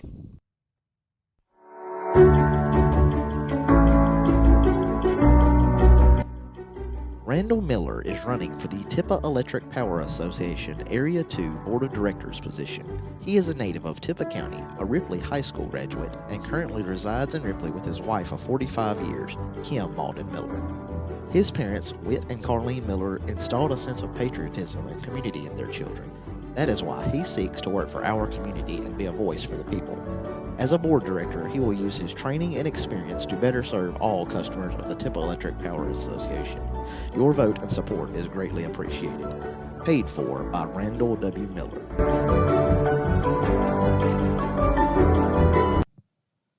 James Story would be honored to serve the youth and families of South Tippah Schools as Precinct 3 board member. A retired educator with more than 38 years of experience, Mr. Story will represent the students and parents of Blue Mountain, Pine Grove, and Ripley with wisdom.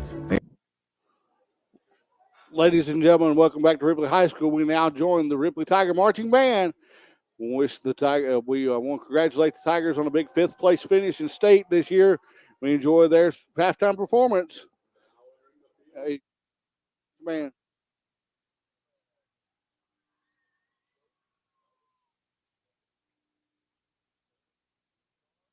Carroll, Deshaun Morgan, and A.J. Hodum.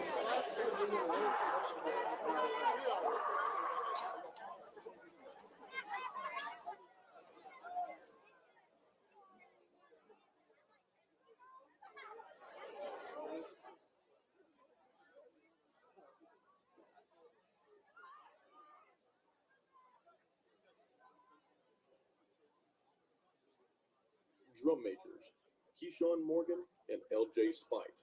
Is your band ready?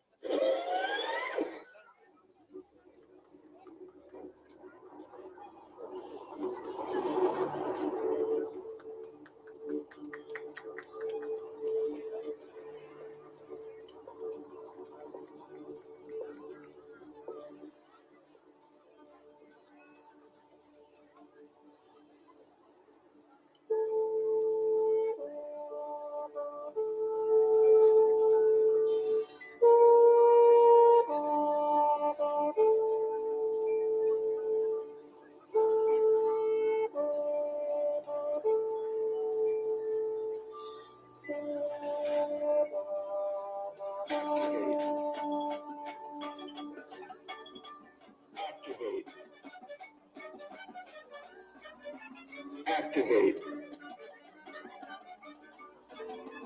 Activate. Activate.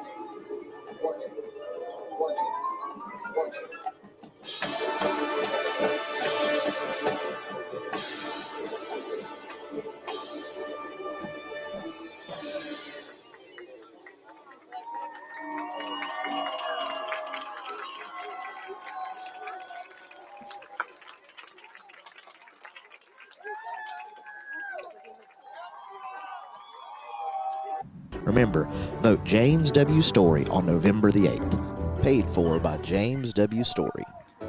B&B Concrete in New Albany says good luck to our local teams and athletes this football season. This is Public Service Commissioner Brandon Presley, and I'm glad to join you on TV 19 for coverage of our local sports. You know, coming from a small town, I started out as mayor of Nettleton in my first political job. I understand clearly how important bringing our communities together, sometimes just over a football game, can help make us better as a state and can help make our communities stronger. I hope tonight that your favorite team will win. One of the reasons I've worked hard to bring high-speed internet service to our rural communities is so that you'll be able to sit at home and have coverage of your favorite hometown football team or baseball team straight from the comfort of your chair. One of the reasons that I fought hard for broadband service to get expanded also is to make sure that our rural children, some of whom are going to be playing on the field tonight, have access to world-class education, that our seniors have access to high-quality medical service through telehealth and telemedicine, and that we give our working families in Mississippi a chance to participate in the modern economy. We've got to move Mississippi forward, and we can only do that by bringing our communities together. And like I said, sometimes it's over a football game between rivalries, but when the game's over, we come together. And that's my vision for the state of Mississippi, that we work hard, we play hard, but at the end of the day, we bring people together just like our local sports do. And I appreciate you allowing me to join you tonight on TV 19. Here's the best to your favorite team that'll be playing on the field tonight. CB&S Bank wishes good luck to Walnut, Faulkner, and Ripley football teams this season. Come see them at 13331 Mississippi 15 in Ripley or at 28171 Mississippi 15 in Walnut. Farrow Ward Ford has been your local source for cars, trucks, and SUVs since 1952. They wish good luck to all our Tippah County teams in the 2022 football season. Stop by and see them in Ripley or call at 662-837-3001. Fiesta Grill sends their best wishes for a great football season for all Tippah County athletes. Check out their buffet and specials every week at 1709 City Avenue North in Ripley. Since their beginnings in 1935, Ripley Insurance Agency has become a leader in providing quality protection for thousands of individuals and families throughout our region. Their basic belief in providing only the best in coverage and personal service is just one of the many reasons why today, more than ever, people are moving up to the difference of quality insurance protection Ripley Insurance Agency can uniquely provide. At Ripley Insurance, they can assist you with all types of insurance quotes. We take the time to analyze each customer's needs and develop a plan to fit your own specific situation. Give them a call today at 662-837-8874 to discuss your options for your current insurance needs. Eaton Babin Smith are proud supporters of Tippah County sports. Eaton Babin Smith CPAs and advisors have offices in Ripley, New Albany, and Tupelo. Eaton Babin Smith specializes in small business financial services from bookkeeping and QuickBooks assistance to payroll services and tax filings. They have solutions for almost every small business need. They have vast experience in the preparation of financial statements and in the preparation of all types of tax returns for individuals, small business, nonprofits, estates, and trusts. They also can provide business valuation services. Call them at one of their 3 offices and let them help you with your accounting and tax needs. Great athletes, great teams, great schools. Good luck from Norris Howell, 107 Dumas Road. Angel Davis and the staff at Silly Sisters wishes Tippah County football teams a winning season. Go check them out for all your gift and monogramming needs at 1326 City Avenue North in Ripley. We have everything you need. Food Giant, City Avenue North, Ripley. Shop Easy Supermarket in Walnut wishes good luck to the Walnut Wildcats, the Collegiate Warriors, the Faulkner Eagles, and the Ripley Tigers this football season. Both Eagles and Tigers run with the big dogs. Good luck from Big M Diesel Express. Wishing the best to all our students and athletes. Here at Tippah County Hospital, we are more than just a healthcare facility. Your symbol of excellence is here. Tippah County Hospital, Ripley. Mi Pueblo in Ripley wishes good luck to all of our local teams and athletes this football season. Go see them at 925 City Avenue South in Ripley and check out their new outdoor patio. Come visit Lois and Kevin at McNeil Agency, 2009 Highway 15 North, Ripley. First American offers online and mobile banking features to make your banking experience easy and safe. Activate or deactivate your debit card as needed. Attach images to transactions. Set up text alerts to guard against unauthorized spending or to monitor your account balance. Use the P2P feature to safely send money to a friend. We even offer mobile wallet, so you can stay on top of your finances from anywhere. These options and more are available with online or mobile banking. At First American National Bank, you'll get that hometown feel with a high-tech touch. Mahindra's the official tractor of tough, right, Chase? Yep, that's right, Tony. This baby's got 4,000 pounds of front-end lift capacity, right? It sure does. So who's tougher, kid? Me or you? You are, Tony. Can you put me down now? What? You want to go higher? Okay. I said down, you old goat. I am the goat. Mahindra, the official tractor of Tough and Stewart Haas Racing. Come on, Tony, put me down.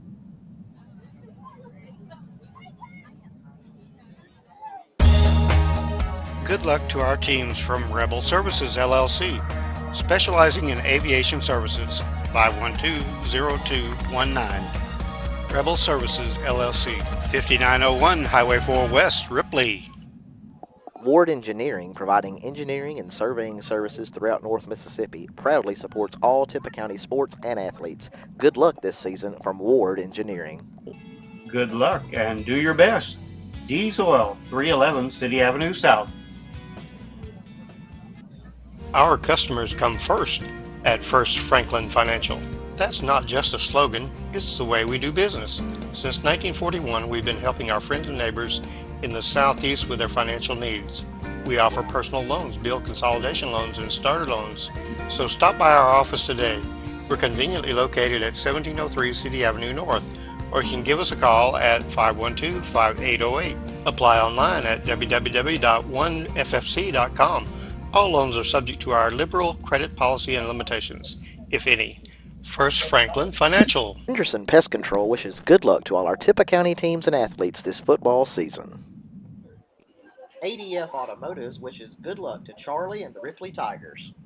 Incidents are catastrophic. Well, we welcome you back here on RCTV 19. Peyton Taylor alongside John Knoll, 17-3, as we're about 2 minutes away from kicking this one back off. And John, while we've got the opportunity, let's talk about this when we start talking as we get ready to go back into the game about the second half. It is Ripley and many other schools who found out that the new divisions that they will be in this year as realignment occurs, as you can see it on your screen now, as it's going to be in 2023 to 2025, Amory, Itawamba Agricultural, Ripley, Shannon, and Tishomingo County. Yeah, you're going to bring back some old memories there of Amory and Shannon, two teams that we played in the playoffs. The year that the Ripley went to state, played a tough Amory team and a tough Shannon team. But two teams there that are usually very good football-wise this year. And this year we talk about Itawamba. They're the top of the class this year over there in that region with, of course, Tish County always they're always a tough football team.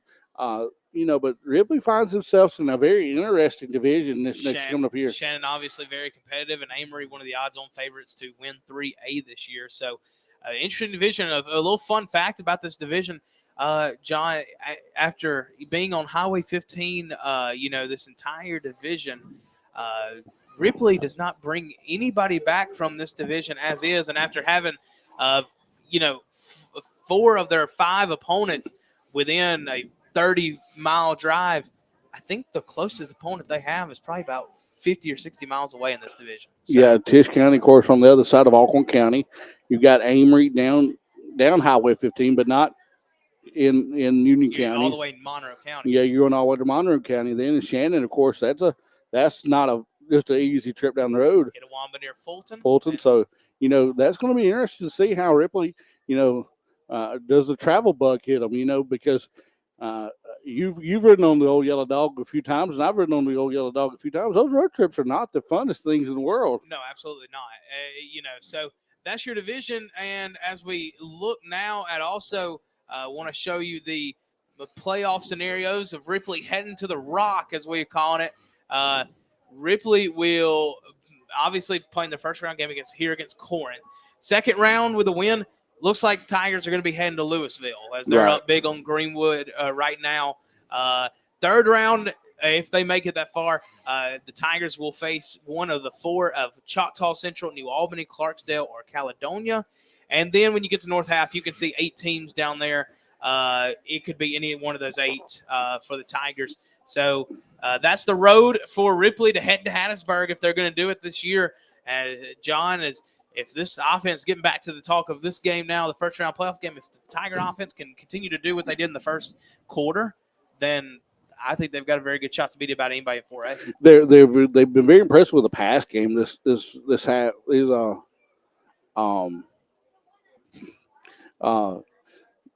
They've been very impressed, like I said, with the passing game. I've been very impressed with Ty Long's decision making. He's put the ball basically where his receivers can.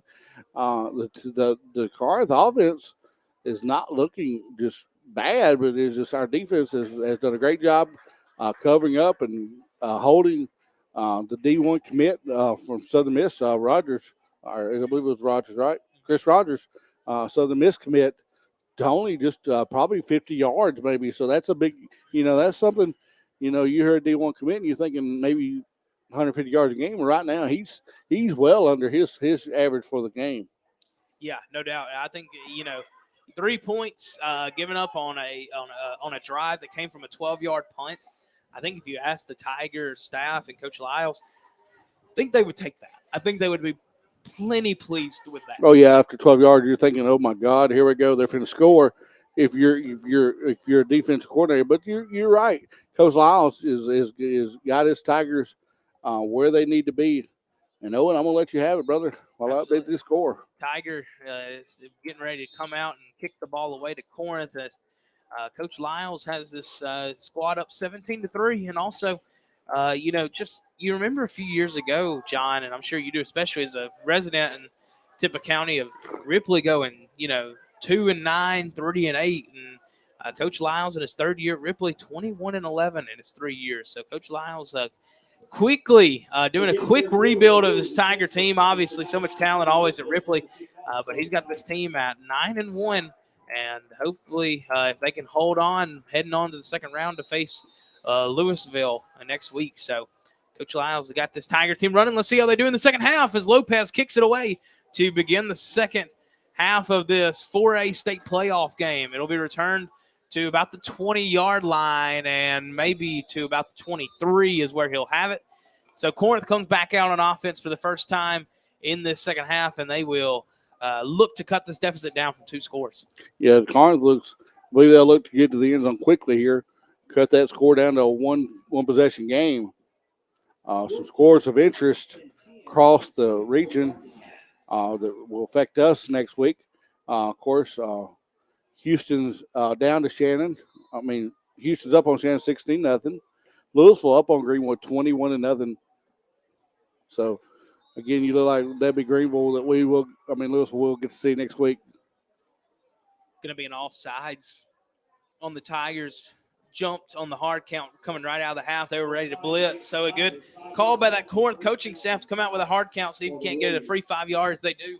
So it'll bring up first down and 5 now for the Corinth offense. Another score of note, John, in this division.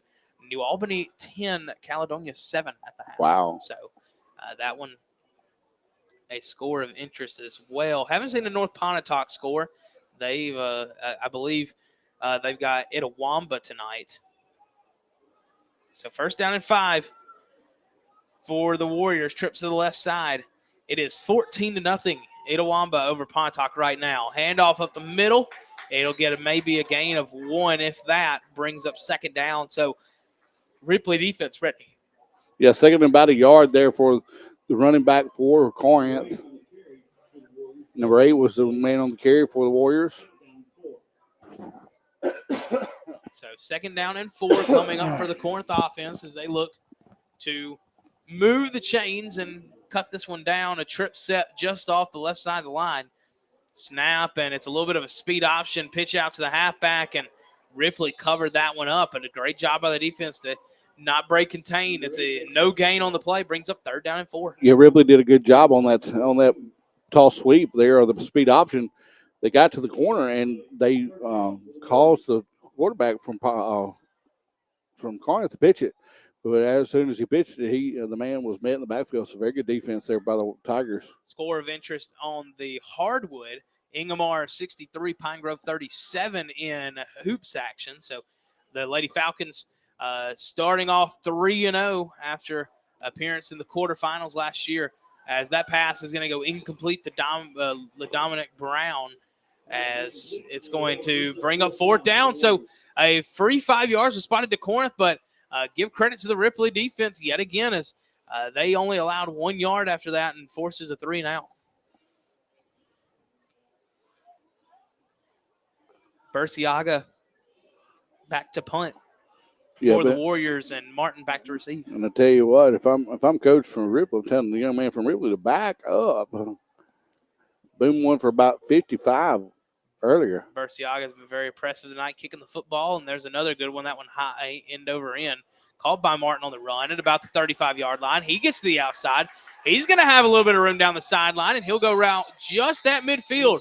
So a nice 15-yard return from C.J. Martin will give the Tigers the football at midfield as they come out for their first drive of the second half. And, John, I would expect for both of us, we want to see that passing game keep going. Yeah, we'll see if they come out in that passing set, or if they try to run the ball a little bit to establish the running game, maybe to run off the pass this time instead of pass the ball to run.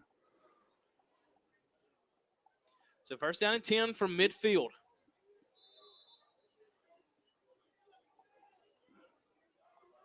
Tigers in a split back set. 2 receivers in the formation. Moves Goolsby over to the right side of the line. Long snap. Play action, but then it's handed off to Strong on a little counter. But a big man is ready to meet him in the middle. That is Quavion Tucker with a big tackle of loss of about 4 yards for Ripley. Yeah, that was they ran that little reverse play, and that, I believe Corinth had that one sniffed out. Those plays take so long to set up. Right. They can be very effective if you have the time to set them up, but that front four of Corinth got after it. Yeah, and I believe he in that situation, they pull the guard where he's blocking from, and they hope to block down on him, but that was a good play by the defensive back. For Long looks on second down, pump fakes, and gets about 5 yards on a carry, brings up about third down and 8. So Long with a pump fake pushes the safety back just a hair, buys him an extra couple of yards. And so it'll bring up third down and long but manageable for the Tiger offense. Yeah, third down about 8. It's going to be the call on the field.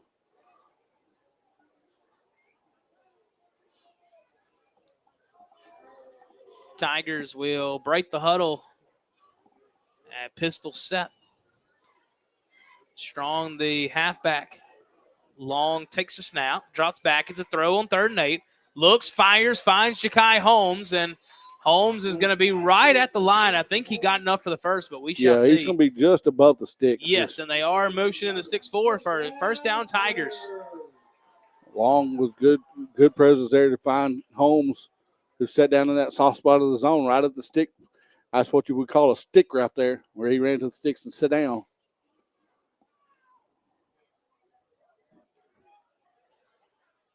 So first down and 10 from the about 39-yard line of Corinth. Corinth going to go with 5 down linemen on this play. Handoff up the middle to Brooks, and Brooks is going to have about 5 yards as he will be brought down to the 35-yard line. With that spot, it'll be second down and 6, a gain of 4. Yeah, second down and about 4. Good run there. Right off tackle. Between tackle and guard there behind number 53. And the guard right there beside 53, who did a great job opening up that hole. And that's where you see philosophies clash, John. Corinth goes with 5 down linemen right there. But Corinth, they decide, hey, we're a running football team, so we're not going to back off this and throw the football. We're just going to try to establish ourselves strong with the run. Now they swing out on the pass to Keegan Strong. It is wide open. He's got more than enough for a first down as he's brought down to about the 21-yard line. Yeah, that time, I don't know if the play was to drop backers back into coverage, but, man, Ty Long had all day long to throw the ball to Keegan Collier that time. First down for Ripley at the 22-yard line. It'll bring up a situation for Corinth where it's not quite in the red zone, but their backs are against the wall as the Tigers, with just under 8 to play in the third, are trying to go back up by 3 scores. Long snap, play fake, looks, fires, tipped, and that one not intercepted. About 4 Corinth defenders in the area, but it looked like just about everybody thought the other guy was getting it, and so nobody comes down with it. That is a heartbreaker for Corinth. It could have been the much-needed turnover they needed. Yeah, that time Corinth dropped back in coverage, and I believe they read Long's eyes that time. He may be a little guilty of staring down the receiver that time. What do you think, Owen? Yeah, I think you look back and you look to your first route in the swing route, but then Corinth was ready. They had packed in the middle of the field. 2nd down and 10. It's a little bit of a sweep play to the right side. Something opens up for Strong. He's inside the 10-yard line. It's going to be a 1st down and goal situation. And, John, I've got to give credit to this coaching staff, and you may know better than I do. I'm not quite exactly sure the offensive coordinator for this squad. I see our coach's names not lined up, but whoever is calling plays on the sideline for Ripley, they deserve some food after the game or something to reward them, because this has been, in all honesty, in my opinion, maybe the best offensively called football game this year for Ripley. Well, they have a host of, I think Coach Lyles does most of the play calling. They have other play callers in there as well, but they do a very good job. Split set, counter run to Jalen Brooks. He's powering forward to about the 2-yard line, as he's going to be just a couple yards away from pay dirt, bringing up 2nd down and goal. And, John, it feels like right now with the momentum how it is, feels like just a foregone conclusion. The Tigers might be able to punch it in here to go back up by 3. Yeah, the Tigers having their way right now with that offensive line, doing a very good job up front blocking the Warriors up front. See what the Tigers come out in. So if they come out in full house backfield, they come out and spread the ball. Tigers have been up by 3 scores once this game already. Back in the split set as Long gets ready. Hands off to Wilson, and Wilson packed up in the middle of the field. He got to about the 1-yard line, but he is stuffed there. So Corinth fighting hard in the middle to try to keep the Tigers out of the end zone. Well, in that situation, Wilson really probably should have bounced that ball to the outside. And we're seeing the middle bogged up like it was. Bounce the ball to the outside, run speed to the end zone there. 3rd down and goal from the 1-yard line. Let's see what the Tigers do. It's that old Maryland eye, John, as they will come back.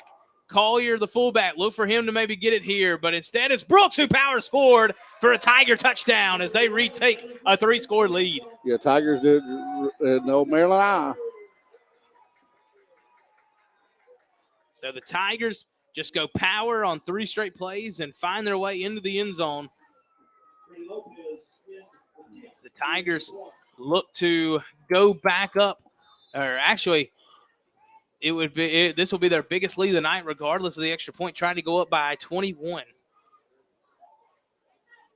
Kick is up and good for Lopez. So 24-3, the opening drive of the second half for the Tiger offense goes just to plan, and Ripley is rolling here at home on RCTV 19.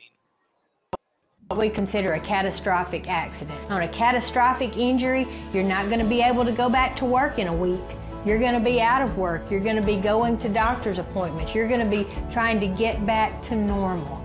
That's where we come into play. At Mama Justice, you don't just get a law firm, you get a family. We're going to make sure that we represent you and that you get exactly what the law says that you can get. Ripley House of Flowers says good luck to Tippah County teams this football season. Go see them for all your floral arrangement needs at 1014 City Avenue North in Ripley. No matter how young you are, if you have loved ones, you need to think about how they would cope financially if anything happened to you. Trust me, there are benefits to getting life insurance when you're still young and healthy.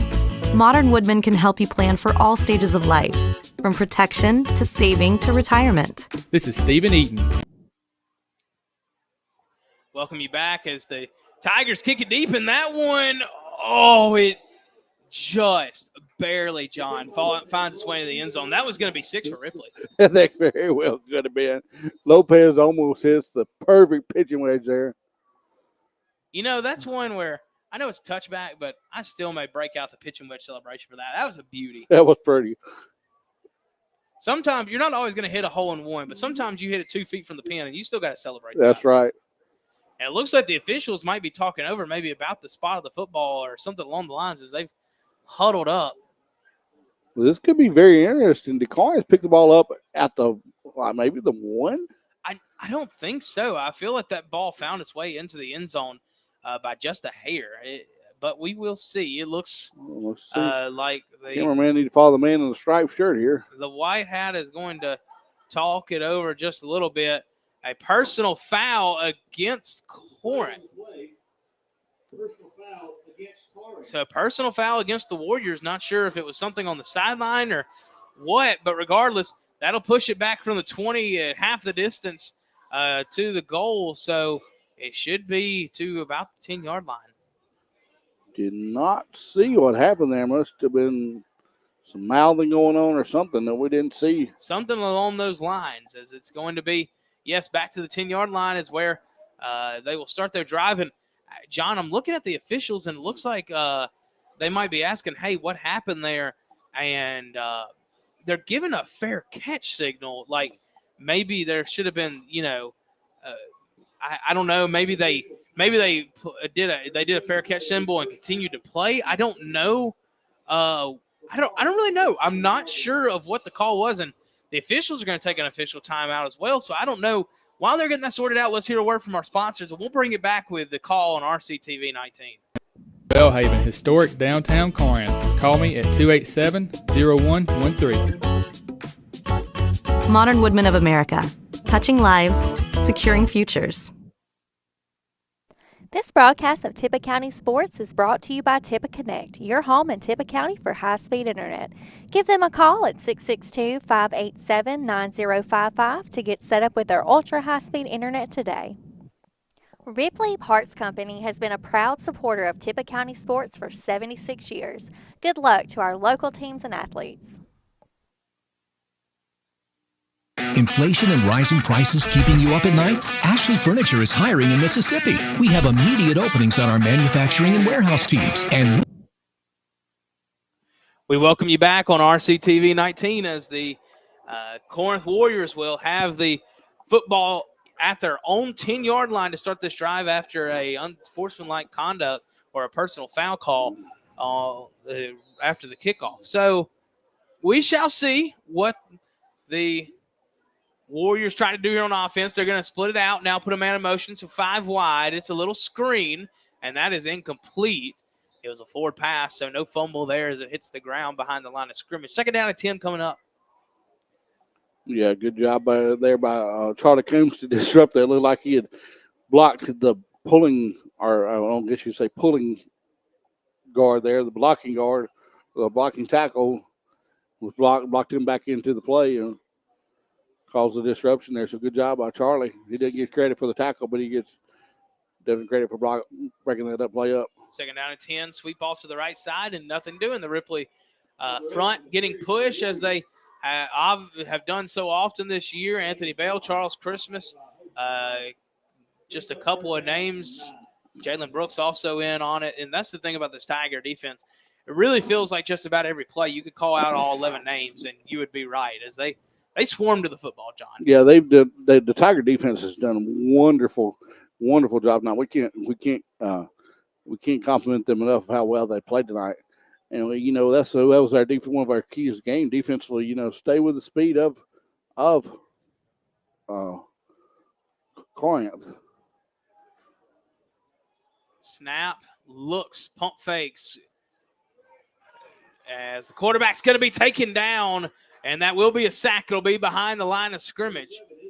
And it looks like Charlie Coombs, or actually no, Cooper Davis is going to be credited for the sack. So his first sack of the game, the 3rd overall for the Tigers. They've gotten to the quarterback multiple times, brought him down in the backfield 3 times. And now it'll be Corinth punting out of their own end zone. And, John, you can see the energy or the lack thereof on the Corinth sideline. It really feels like right now they feel somewhat defeated after Ripley scoring on their first drive of the 2nd half and then 2 3-and-outs. Right. The wind have kind of come out of the sails of the Corinth Warriors. But they can turn the ball, or they can turn this game around. Big, deep punt by Martin. Fields it on a bounce at midfield. He'll now try to nearly reverse field and then just decides to go out at the 40-yard line. And so it'll be a punt of about 40 yards, return for 10, and it'll be the 42-yard line where the Tigers start with the football. We'll stay here. Tigers look to come out on the field very aggressively here. Look to attack. And, John, I hate to say this, but this is of note. Houston already lost Jalen Washington this year, and apparently Jamal Cooperwood, the fantastic back we saw a couple years ago, is having to be helped off the field. Hopefully it is just a stinger or something of that sort, a twisted ankle, because he's been one of, if not the most impressive running back we've seen this season. So hate to see that, obviously, even though, the Tigers will have to go through Houston most likely at some point. Still hate to see that. Yeah, you do. You wish you don't want anybody to get hurt. No. And it cause a season or something like that to go downhill. But there's a situation where Houston was the Cooperwood show, and now he's had to be helped off the field. And you hate that for the young man from Houston. We saw an interview with him in Kettrick Store. Just a great young man, and he talks well, very well spoken young man. So we wish him all nothing but the best of luck. Yeah, absolutely. Yeah, so hopefully we will get an update on that, and we will hear some good news on that. But in the meantime, we're back here as a holding call is going to back it up. 1st and 20 now for the Tigers to try to get back into manageable range. As long as going to throw it deep and finds his man. No, it's incomplete. Hits the ground, intended for Michael Turner. Great coverage by Broderick Alexander there for the Corinth Warriors. Yeah, Tigers ball was intended for Turner. Just a bit low on that pass was long. So 2nd down and 20 yards to go for the Tiger offense. We'll see what they decide to do. Obviously, have not been afraid to throw around the football. So we will see what the Tigers elect to do here as they go spread again, trips to the right side. Long does drop back to pass, looks deep, has C.J. Martin, and Martin nearly just found himself on ESPN's top 10, tried to bring that in with one hand, turning back around. Yeah, Martin had, man, with that, our cameraman didn't catch that one, but if it would have, we'd have definitely had to split that one in for the top play of the week.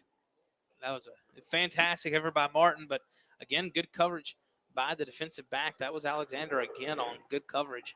So it's going to bring up 3rd down and 10, or not, 3rd down and 20 for the Tigers. See if there's a 2-down team here, or if they try to get it all back on one punch and punt the ball. I feel like you're running something for the sticks here. You've completed a few deep passes tonight, and that's exactly what Long will do. Looks, and now we'll just cut it up the middle of the field, and he needs to get down. Football is on the ground. That one came out late, but they will rule it a fumble, and Corinth seems to have the football. No, Ty Long comes up with that one. No, and the officials are talking it over, and they are going to rule it 4th down. So I don't think Long came up with it, but a Tiger did, luckily. So it'll bring up 4th down and about 15. So it will be the Tigers who will keep the offense on the field. But it wouldn't surprise me, John, if this is one of those situations where they're going to punt the football away with Long. And it looks like they will based on this formation. And, yes, that's exactly what it's going to be. And a nice little punt by Long, as that one's going to go inside the 20-yard line and bounce down into the 10. And Ty Long, pull out your pitching wedge as you just punted one inside the 10-yard line. Well, what has he not done tonight, folks? No doubt about it. Long continues his great night of now with the special teams play. We come back on RCTV 19. Ashley offers great benefits like competitive pay, a steady work schedule, on-the-job training, paid time off, plus medical, dental, vision, 401k, and more. Ready to take the first step into your new career? Apply today at ashley.com/apply now, or visit us at one of our facilities in Ecru, Ripley, Saltillo, or Verona. Walnut Sporting Goods on Highway 15 in Walnut is your place for all your sporting goods and fishing supply needs. Walnut Sporting Goods owner Tim Watson says, "Go Wild." We welcome you back on RCTV 19. Eupora up now one at 36-0. 11:37 remaining in the third quarter. That one a swing pass out to Dominic Brown as he is going to be brought down at about the line of scrimmage for no gain. It brings up second down and 10. Yeah, good time, good defense there by the Tigers. Is what the old saying there. They strung it out to the sideline where help was, and he tackles him for almost no gain, maybe a gain of about one, a short one. Let's see what the Tigers decide to do here on defense. If you're getting to that situation now in the game, 1:45 remaining, 21-point lead. You not necessarily playing a prevent defense, but definitely making sure you don't get beat over the top. It might factor into your play calling here on defense, but it's a run for the quarterback, Krajine, in the middle of the field, and he took a hard hit, I think actually near the top half of his body. So we're going to hope that's obviously he's all right. But while he's getting looked at, let's just flip it back over to our sponsors. We'll be back on RCTV 19. Judge Kelly Luther humbly asks for your vote in the November 8th election as he runs for re-election as Circuit Court Judge covering Benton, Tippah, Union, Calhoun, Chickasaw, Lafayette, and Marshall County. Remember, re-elect Judge Kelly Luther on November 8th, paid for by the candidate. Amplify Cosmetics and Skincare is your local cosmetic studio go-to for all your makeup and skincare needs. Amplify carries a full line of high-quality professional products that will suit all ages and skin types. Don't have time to come to the studio in person? Check out our online store at amplifycosmetics.com. Convenience is key, so not only can your orders be shipped right to your house, but you can also choose local pickup and grab your order at your convenience 24/7. Founded by a local RHS graduate, Haley has been amplifying clients for over 15 years. Stop by the studio at 746 South Line Street in Ripley or visit our website for more info. Wyndham Mobile Homes of Ripley, Mississippi. We are a local family-owned business with 40 years of sales and service. We offer quality manufactured homes at affordable prices with a special emphasis on service after the sale. Many of our customers are repeat customers and even grandchildren of previous buyers who can testify to the attention to customer service that we absolutely insist on. That's Wyndham Mobile Homes of Ripley, Mississippi. 662-837-8258. Good luck to Ripley and Walnut in the playoffs from the tip. We welcome you back on RCTV 19. Luckily, it was number 7, Bronner Krajine, who was able to walk off the field eventually. He was walked with some assistance to the sideline. It looked like, John, he might have taken a hit near the helmet area. So hopefully that young man's all right. But I would suspect that is the last time we see Krajine tonight, and for the good. You could tell he was a little was a little woozy woozy. So hopefully that young man is just fine.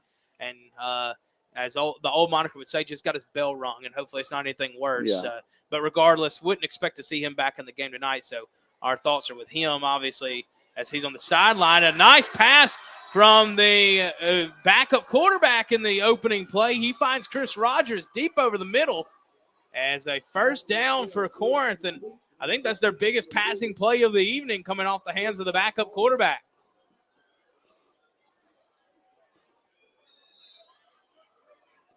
That was a good play, not being afraid to stretch the field there. And that's something you don't think of, that coming off a big injury to your quarterback, that you're going to send a backup QB in there to throw the ball that far down the field. But very impressive throw there by the young man. I believe that's number 15. Yeah, you've got to, if you're in this situation, hand off to the right side, and it's breaking big, and he's got room to run. He's down the sideline and inside the 35-yard line. So a spark of energy on that sideline as DeQuavius Woods has a big carry. And then, that may be, you hate to see an injury, but that may be just a spark Corinth needed. Yeah, sometimes, a team rallies around a guy missing, and, you don't want the spark to be from that. But it seems like some spark has come back into the sideline of Corinth after 2 big plays, as Excuse me, that's going to be number 12. It is in number there. 12. Looking at my roster, I'm going to find out from our Corinth radio guys left of us during the break. Don't have a 12 on my roster, but the young man, regardless, steps back to pass, and now he's going to chunk that one high and deep, and that one is going to be intercepted on the sideline as it is going to be picked off. Michael Turner with an interception down the left sideline on Corinth side of the field, and that momentum is quickly snuffed out, and the flame is put to bed by the Corinth defense, or the Ripley defense. Yeah, they looks like he was going deep down the sidelines, Chris Rogers, and I think the ball may have been tipped at the line of scrimmage, or the ball didn't come out cleanly. He had to step up at the line. So I think it just slipped out of his hands a little bit. Yeah, and, so obviously Corinth was driving a little bit, so a nice break for Ripley. As with 12 seconds left, they're going to run a play and head to the fourth quarter. Up 24-3.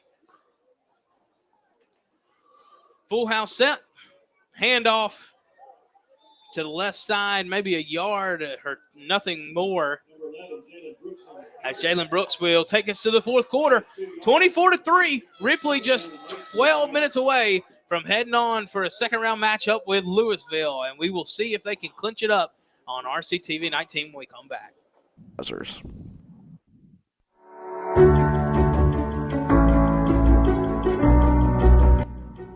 Randall Miller is running for the Tippa Electric Power Association Area 2 Board of Directors position. He is a native of Tippa County, a Ripley High School graduate, and currently resides in Ripley with his wife of 45 years, Kim Malden Miller. His parents, Whit and Carlene Miller, installed a sense of patriotism and community in their children. That is why he seeks to work for our community and be a voice for the people. As a board director, he will use his training and experience to better serve all customers of the Tippa Electric Power Association. Your vote and support is greatly appreciated. Paid for by Randall W. Miller.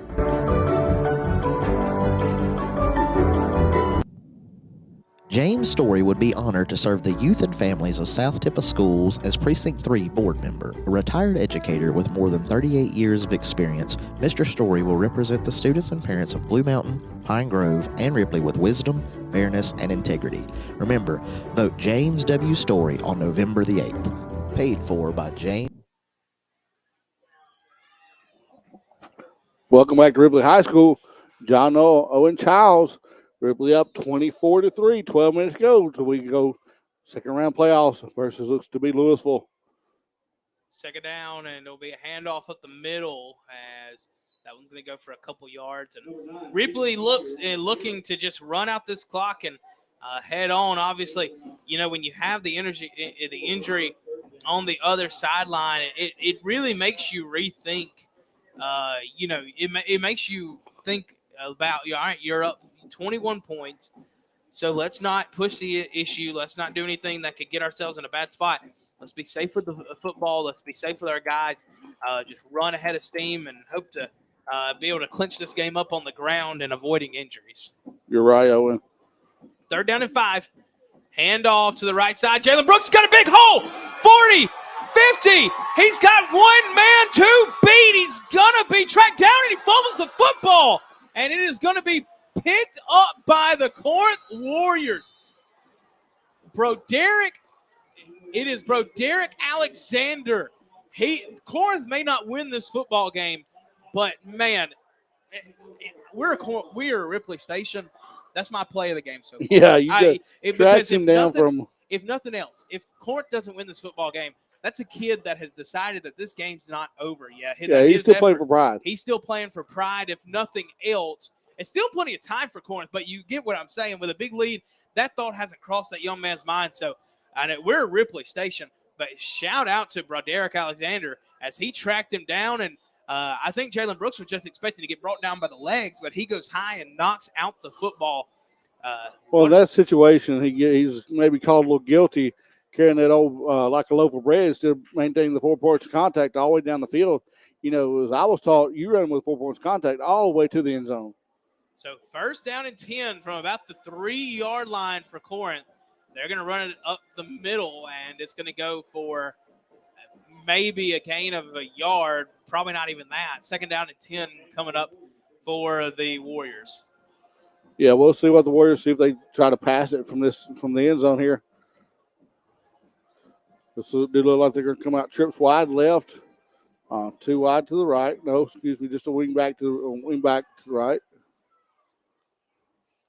Second down and 10. Hand off up the middle, goes for about 4 or 5 yards that time. So nice little run up the middle. Going to bring up third down and 4 for the Warriors. 10:22 remaining in this ball game. Corinth doing nothing fancy here. Running power.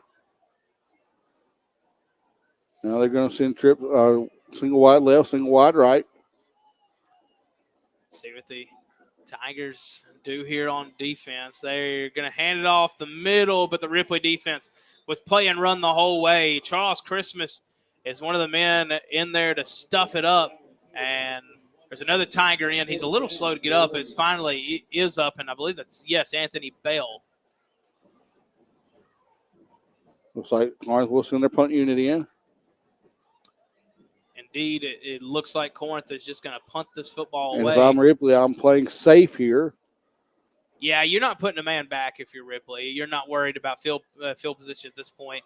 You're just running clock. You're not worried about field position. So we will see what the Warriors like to do. I couldn't see them obviously faking it with Ripley playing safe. And that is a line drive punt, as that is a nice punt. It's going to roll to about the 44-yard line and be down by Corinth. So a nice heads-up play. You got to give Corinth credit there. They hustle down the field. That may come back to play if Corinth can score a couple of touchdowns here. That play right there, they hustle down the field, down the ball quickly. That saves a few extra seconds. Saves a few extra seconds. No doubt about it. 9:06 remaining in the final quarter of play as Burciaga. Also credit the young man. He knew the situation, no returner back, so he put that one on a line, didn't have to return about a return setting up, so he got a nice roll being on a line drive. So Ripley with 9:06 remaining is going to try to run a little bit more off this clock up 24-3. Well, and I guarantee you, if your coach is over on sideline, you're telling your running backs, hold on to the ball. My goodness, you had a 70-yarder there that, fortunately for Ripley, they didn't score off that turnover. Ripley has their division rival Houston up 24-0 as it is Keegan Strong down the sideline for a big old gain and a first down, and he stays in bounds, so that clock keeps ticking. So Tigers in field goal range, but yes, Houston up 24-0 on Shannon. Looks like they're going to pull out a first-round victory there as the 4A. First round is coming to a conclusion. In this next hour, you're going to see about all your games wrapped up. Have not seen an update lately from Caledonia and New Albany. Last time I saw it was 14-10 Caledonia. And that is the last update. If you say New Albany wins that game, it would be a big upset. Not that we wish New Albany all the success in the world, but that would be a big upset. Caledonia coming in and expecting to win that game. Yeah, no doubt about it. The Caledonia was able to clinch up a home playoff game with a win against Shannon last week. That win is what sent Corinth here. So a big domino effect over on that side of 4A, as it's going to be that way. We want to show you with that opportunity. Speaking of the road to the Rock for Ripley, again, it looks like as long as nothing crazy happens, the Tigers are heading towards a victory here and will be facing off against what would be Louisville, as they were up big earlier on Greenwood. And second round, from what we understand, the Tigers will probably be heading to Louisville, as that handoff is to Aiden Wilson. He's going to try to bounce to the outside. Nothing going. Brings up third down and 10. And so the Tigers will then, if they are able to knock off Louisville, will face off against one of Caledonia, New Albany, Clarksdale, or Choctaw Central, depending on how that second round plays off. And then, as we'll quickly clear our scoreboard for a second, you can see a host of teams that the Ripley Tigers could face in the north half. And then obviously you got plenty of teams down south. So the road's still very much unpaved for the Tigers, but a big knocking on the door of a big win here tonight with under 7 to play. Third down and 10, handoff to the left side as that one is going to be taken out of bounds by Strong, and it will stop the clock with 6:49 remaining. So let's see what the Tigers decide to do here on fourth down. Yeah, fourth and about 5? Yeah, about 5. And to be honest, I'll be curious to see what the Tigers do. I'm not really worried about the extra points here. I'm seeing if my offense can't keep it on the field to burn some more clock. Yeah, you're in that no man's land. This would be about a 45-yard field goal. We've seen Lopez try from there earlier and just missed it to the left. So I would probably just keep my offense on the field here and see if you can't, keep the offense on the field and the clock moving. They're going to have to move quick. Play clock's down to 5. Here we go. Get ready to snap it, and long wheel. And throws over the middle, and that one is incomplete. We'll turn it over on downs, look for Martin on the slant. But Corinth had that all bagged up in the middle. So Corinth will bring the offense back out for what may be their last gas here on the road on RCTV 19. Story. B&B Concrete in New Albany says good luck to our local teams and athletes this football season. This is Public Service Commissioner Brandon Presley, and I'm glad to join you on TV 19 for coverage of our local sports. You know, coming from a small town, I started out as mayor of Nettleton in my first political job. I understand clearly how important bringing our communities together, sometimes just over a football game, can help make us better as a state and can help make our communities stronger. I hope tonight that your favorite team will win. One of the reasons I've worked hard to bring high-speed internet service. RCTV 19 welcomes you back. First down, and it will be a quarterback keeper up the middle for Chris Rogers, who was the man to take the snap that time. It goes for about a yard or so, brings up second down. 6.5 remaining for the Warriors. This offense is moving slow, and you're not going to hear a coaching staff ever say they gave up, and I don't think this Corinth team has given up, as evidenced by the play that Alexander made a couple drives ago. But it feels like after losing your quarterback and the score and the time how it is, you feel like you're on your last leg. So it'll be a handoff up the middle, and that running back still fighting for Corinth. He's going to get about 4 yards and make it third down and about 5. That's Brown on the carry. Looks like they have switched now into Chris Rogers as their quarterback. So Corinth, regardless of how this comes, I will give credit to the Warriors here. This is a Warriors team that has not given up. And no, they have not. This game really, 24-3, Corinth knocked on the door a couple times of making it a one-score game or possibly even tying it earlier. But just credit to Ripley. Just plays like that. That defense has shown up in a big way multiple times tonight with multiple plays for loss. And so Corinth will just send out the punt unit here on fourth down. Charlie Coombs, and then that was also number 9, and I believe Bell. And just a beautiful sight across the way as the leaves of fall are falling, folks. You know, when those leaves fall, you know what that means. With that November win, it means it's getting time for basketball. It does. And stay tuned, folks. We will have a lot of Tippah County basketball coming up this year. We've got a lot of good teams in the region. Of course, Pine Grove brings back a lot of boys' talent. One, of course, with the Van Cannon young lady, Madeline K. Van Cannon, who looks to be the top of her class. And that's a big driving punt for Corinth there. That's going to be down at about the 20-yard line. So Ripley's going to come out. They just got 4 minutes to burn, and they'll be heading on to Louisville next week. We bring you back for the conclusion on RCTV 19. Is so that you'll be able to sit at home and have coverage of your favorite hometown football team or baseball team straight from the comfort of your chair. One of the reasons that I fought hard for broadband service to get expanded also is to make sure that our rural children, some of whom are going to be playing on the field tonight, have access to world-class education, that our seniors have access to high-quality medical service through telehealth and telemedicine, and that we give our working families. We welcome you back on RCTV 19. John, this is way out of our area, but I want to give you this. There was a game called tonight at halftime. After this play that's carried by Aiden Wilson, goes for about 6 yards. There was a football game between IMG Academy and West Toronto Prep called a halftime.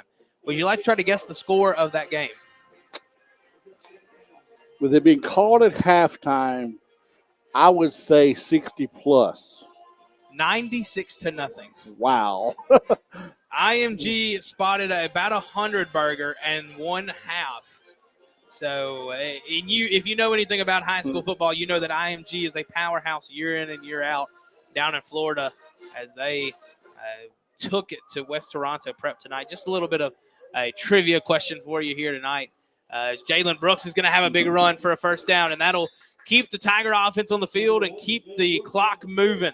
Now, what was the most scored in a football game is what, 222, I believe? 222 by Georgia Tech University against Cumberland back in the 20s. Now, that's nowhere close to that, but folks, 96-0 is quite impressive. No doubt about it. No doubt about it. And know that Team ING probably could have scored 96 more the next half with probably the second You're string probably in. right. And honestly, they probably could have scored more than 96 in the first half, if we're being honest. Full house set, first down to 10 as this clock moves inside 3.5 minutes. Wilson's got a big hole. 45, 40, 35, 1 man to beat. He can't quite beat him, but he is going to be inside the 25-yard line. Aiden Wilson with a huge carry, and Wilson a little slow to get up, so we'll hope he's all right. I would expect he's going to come off the field here. Wilson's going to come off the field.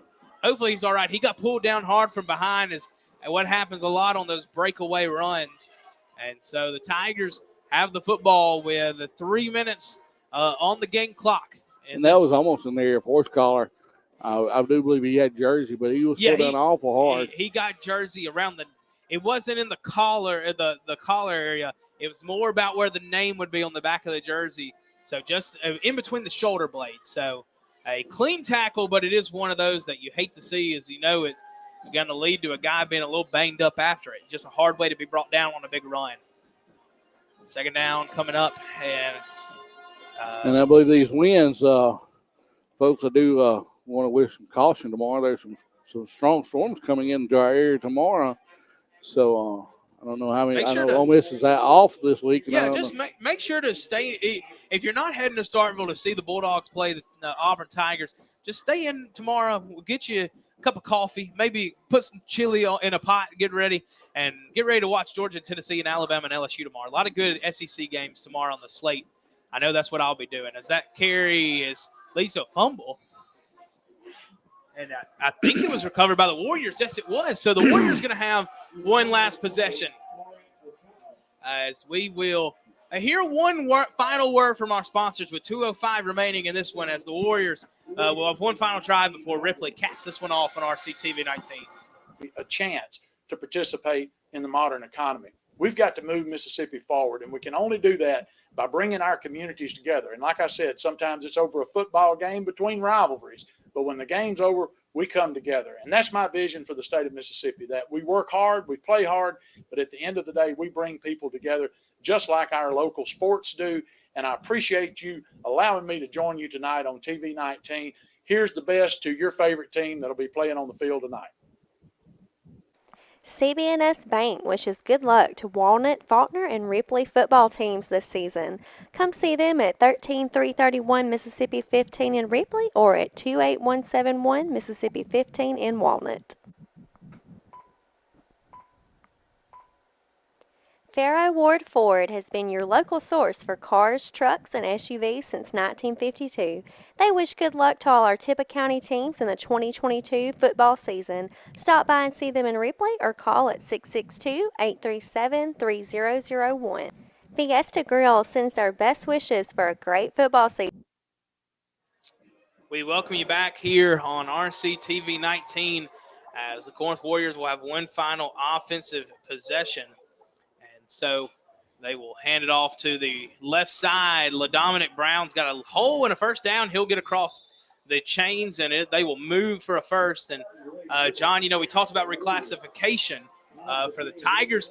Corinth got a little bit of reclassification as well. Theirs was a little bit different. They're going to be heading to 5A next year. Yeah, that's going to be a big change for the Warriors. As they will be in a division with Pontotoc, who's also moving to 5A, Lafayette, West Point, and one more team that I can't remember off the top of my head. So that's a big division. Corinth's going to be playing with some big boys next year, and that at West Union or West Point and Lafayette always big powerhouses and tough opponents in football. I want to bring it up one final time before we leave you here tonight. Ripley's new division, as they will lose every team in their division for the past 2 years, and instead will welcome Itawamba Ag, Shannon, Tishomingo County, and Amory, who is moving up from 3A. Of course, basketball-wise, you're looking at teams like Itawamba girls who are always legit, so big, good basketball Shannon competition. always very talented. Yeah, boys-wise. Tishomingo County girls have been very talented the past few years. So, making some waves on the hardwood and on the gridiron as this one ticks down. And, John, this one has been impressive. If anybody has not left their tally for player of the game, feel free to leave it. But I feel like we both got a guy in our mind. But, John, what an impressive win by the Tigers tonight here at home. Yeah, Tigers did exactly what they're supposed to do. They come out, play good, solid defense. And surprisingly, if you watch the game tonight, got some common ground calls. The fumble should be Ripley's football. We're not sure of that, but we got to rely on the referees there. So, of course, if you ask who's winning, that would be the Tigers, 24-3, with 21 seconds remaining in the fourth quarter. As the Tigers will not have to play defense for one final play, it looks like. As it looks like both squads, yes, the coaching staff of Ripley has put their hands in the air and the benches are clearing. So with that, the Tigers have made it out of round one of the MHSAA 4A state football playoffs. They're going to head on the road, presumably, to face the Louisville Wildcats, as they will have a big game next week. Louisville, one of the top talked about names in 4A to possibly take home the title this year. So make sure you are ready for that one. We're hoping to be there on RCTV 19. Still waiting for official confirmation. Make sure to be on the lookout on Mississippi Sports and Tippah County Sports for that confirmation that we'll be there. We're going to try our best to be, presuming that we can secure clearance to broadcast that game. But, John, final comments about Ripley's win here tonight. Man, cannot say good things about the offensive and defensive scheme for the Tigers tonight. Let's go ahead and wrap this thing up. Go ahead and give me your player of the game, and I'll give you my player of the game. And I think we're in the same area on this one. I think for both of us, it's going to be about the same. I'm going to go with Ty Long. He came out, set the pace early. First game as an upperclassman starting quarterback, first playoff game, and he came out and in a night where Ripley obviously to win they thought they needed to throw the football more than they have all year. Long showed up, played a turnover-free football game, and also with 2 touchdown passes, just made his mark early and helped Ripley put Corinth, send a message to them early, and overall a huge win for the Tigers and a huge win for Long as the junior quarterback. So Ty Long, my player. Yeah, I completely agree. I could not go anywhere else except for maybe the Ripley defense, who absolutely played one more heck of a ball game tonight. So maybe we had co-players in the game. Let's do that. The Ripley offense played well, but Ty Long was the man among men tonight, and Ripley defense, who held a good, somewhat a very talented Tiger Warrior team to 3 points. So. For myself, for Owen, for Joey, for all the staff back at the TV station, wish you guys a good night. God bless. Look to see you next week, either on the hardwood floor or on the football floor when we return for more of